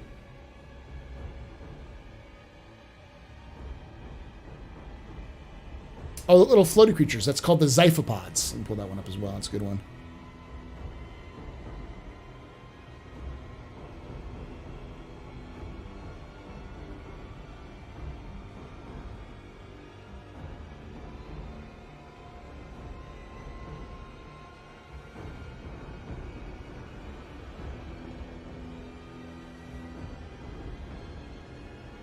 There you go. Here's a picture of a Xyphopod.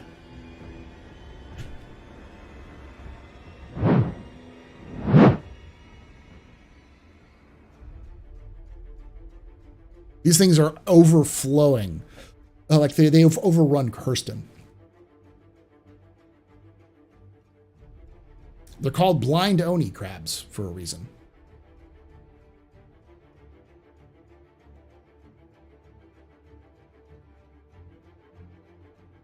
This was actually showed off in game at one point.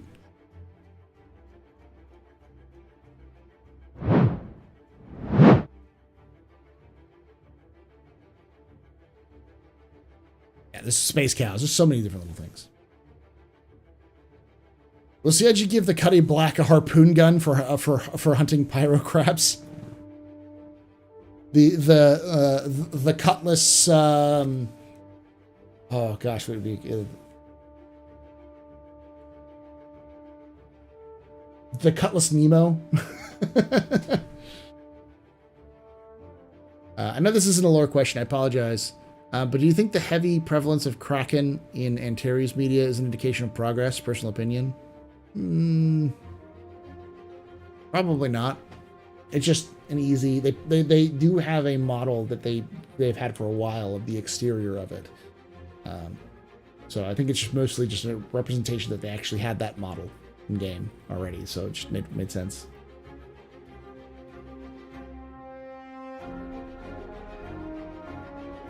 Moving the Microtech. Oh, Zaxty, you wanted me to tell you what Microtech looks like? The verse is not safe, y'all. The Boreal Stalker.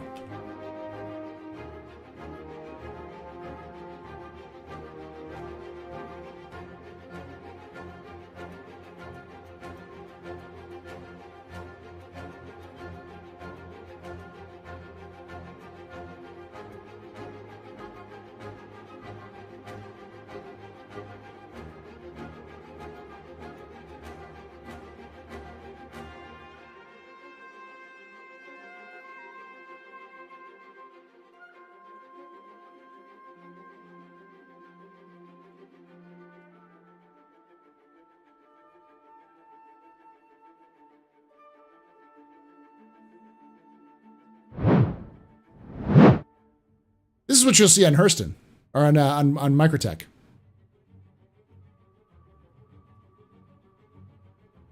To give you some context.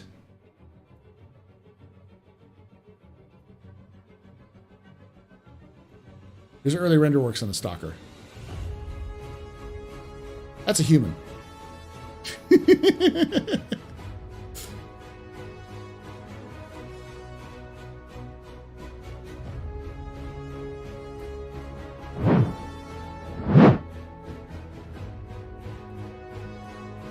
So the blind enemy crab is not aggressive. It's not an aggressive creature, as far as we know. But they do stay in herds, and they are hydrogen filled, and they eat garbage. They look meaner than they actually are. So you shoot a blind enemy crab, you shoot a Xiphopod, and you have a mini Hindenburg, and they cluster up together. So. Lots of mini Hindenburgs.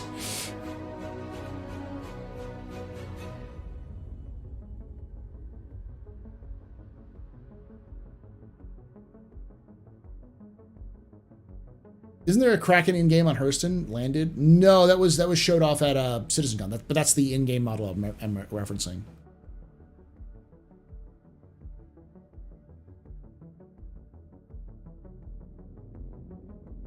Scary, mean, massive Yeti thing, yeah.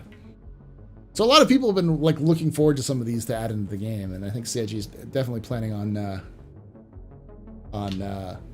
adding them because CIG wants to scare the absolute crap out of everybody.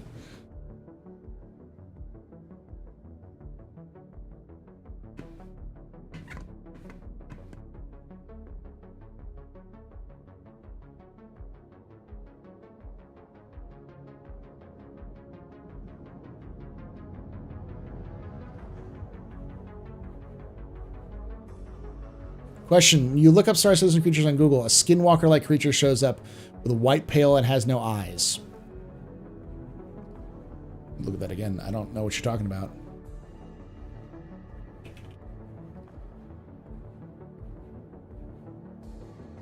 Oh, are you talking about this?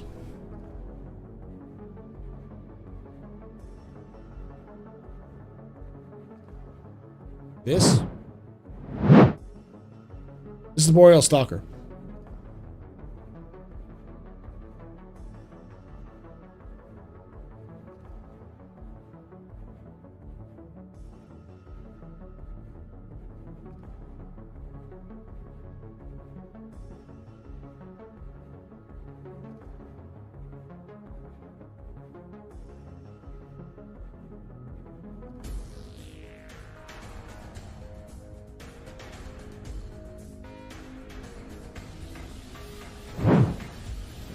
What's your safe word? The joke is I'm gonna go. The joke is that HC Vertigo, a friend of the channel, is gonna go fist fight Boreal Stalkers.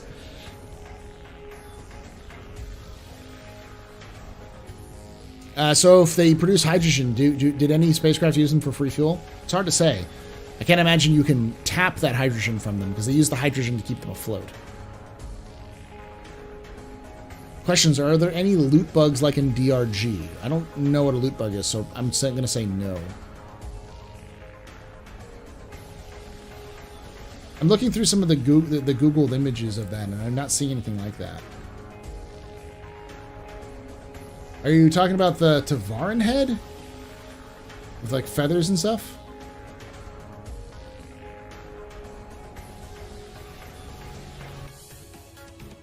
Oh, I think I see what you're talking about. Are you talking about...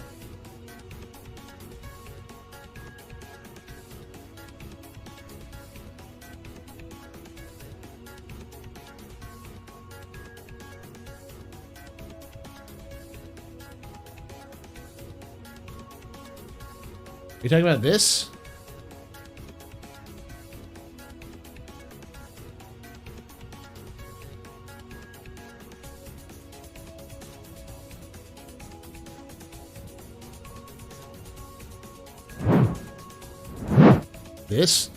This is a fan posted something in discussing on Reddit. That's not official at all.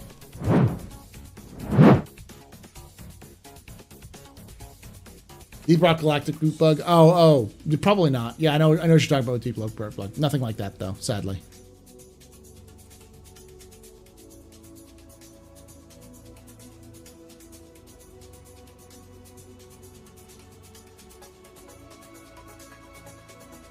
Are there any Coruscant ArcCorp issues with living things? Not that I know of. And yeah, I don't think ArcCorp has anything living on it.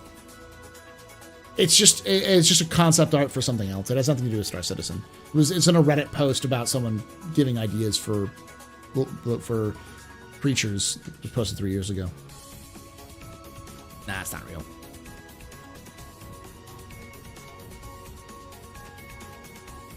I wish that was real in Star Citizen. That'd be fucking hilarious. It would be scary. Now, almost certainly, because Star Citizen is heavily influenced by Aliens and Blade Runner, you're almost certainly going to see something that infests derelict ships that will attack you and kill you. No idea what it is, but almost certainly it'll exist.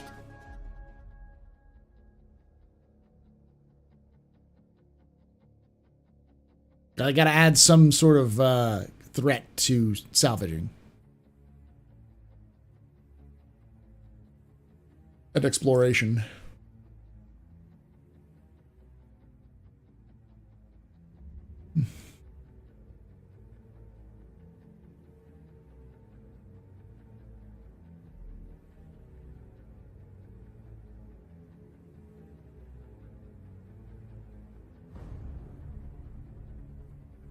Paul would lock that skinwalker creature inside of Redeemer. See, as you gave him and sent it to the star.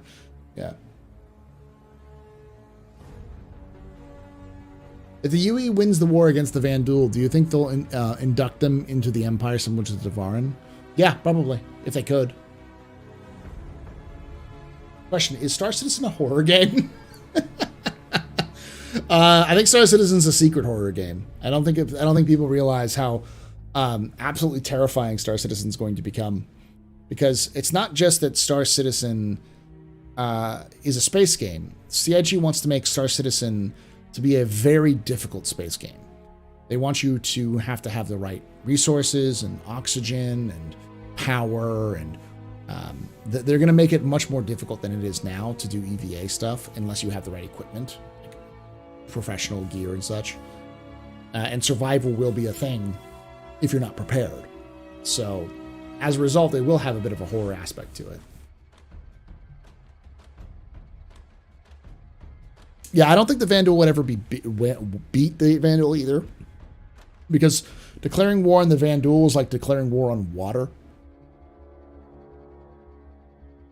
Because they're not a government. There's no way to beat the Vandal other than like genocide.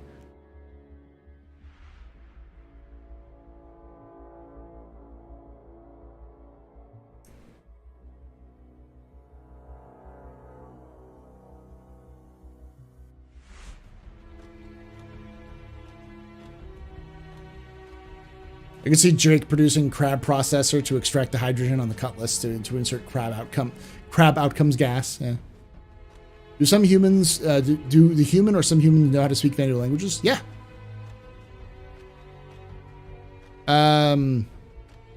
Question: will there be writable creatures in game? Not that I know of. I'm sure CIG will try to figure out how to do that if they want. They can.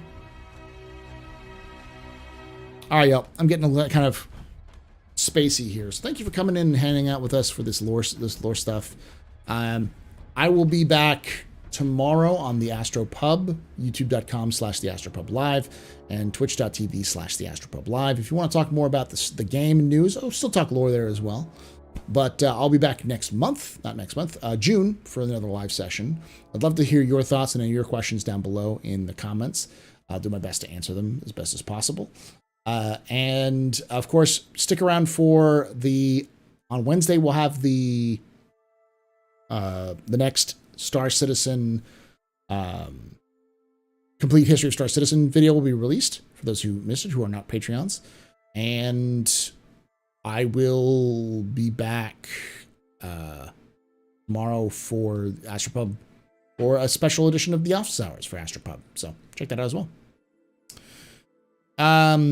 Expat is coming on to this next captain's table. Yes. Thank you all again. And like I say every time, remember, ex Historia ad Astra.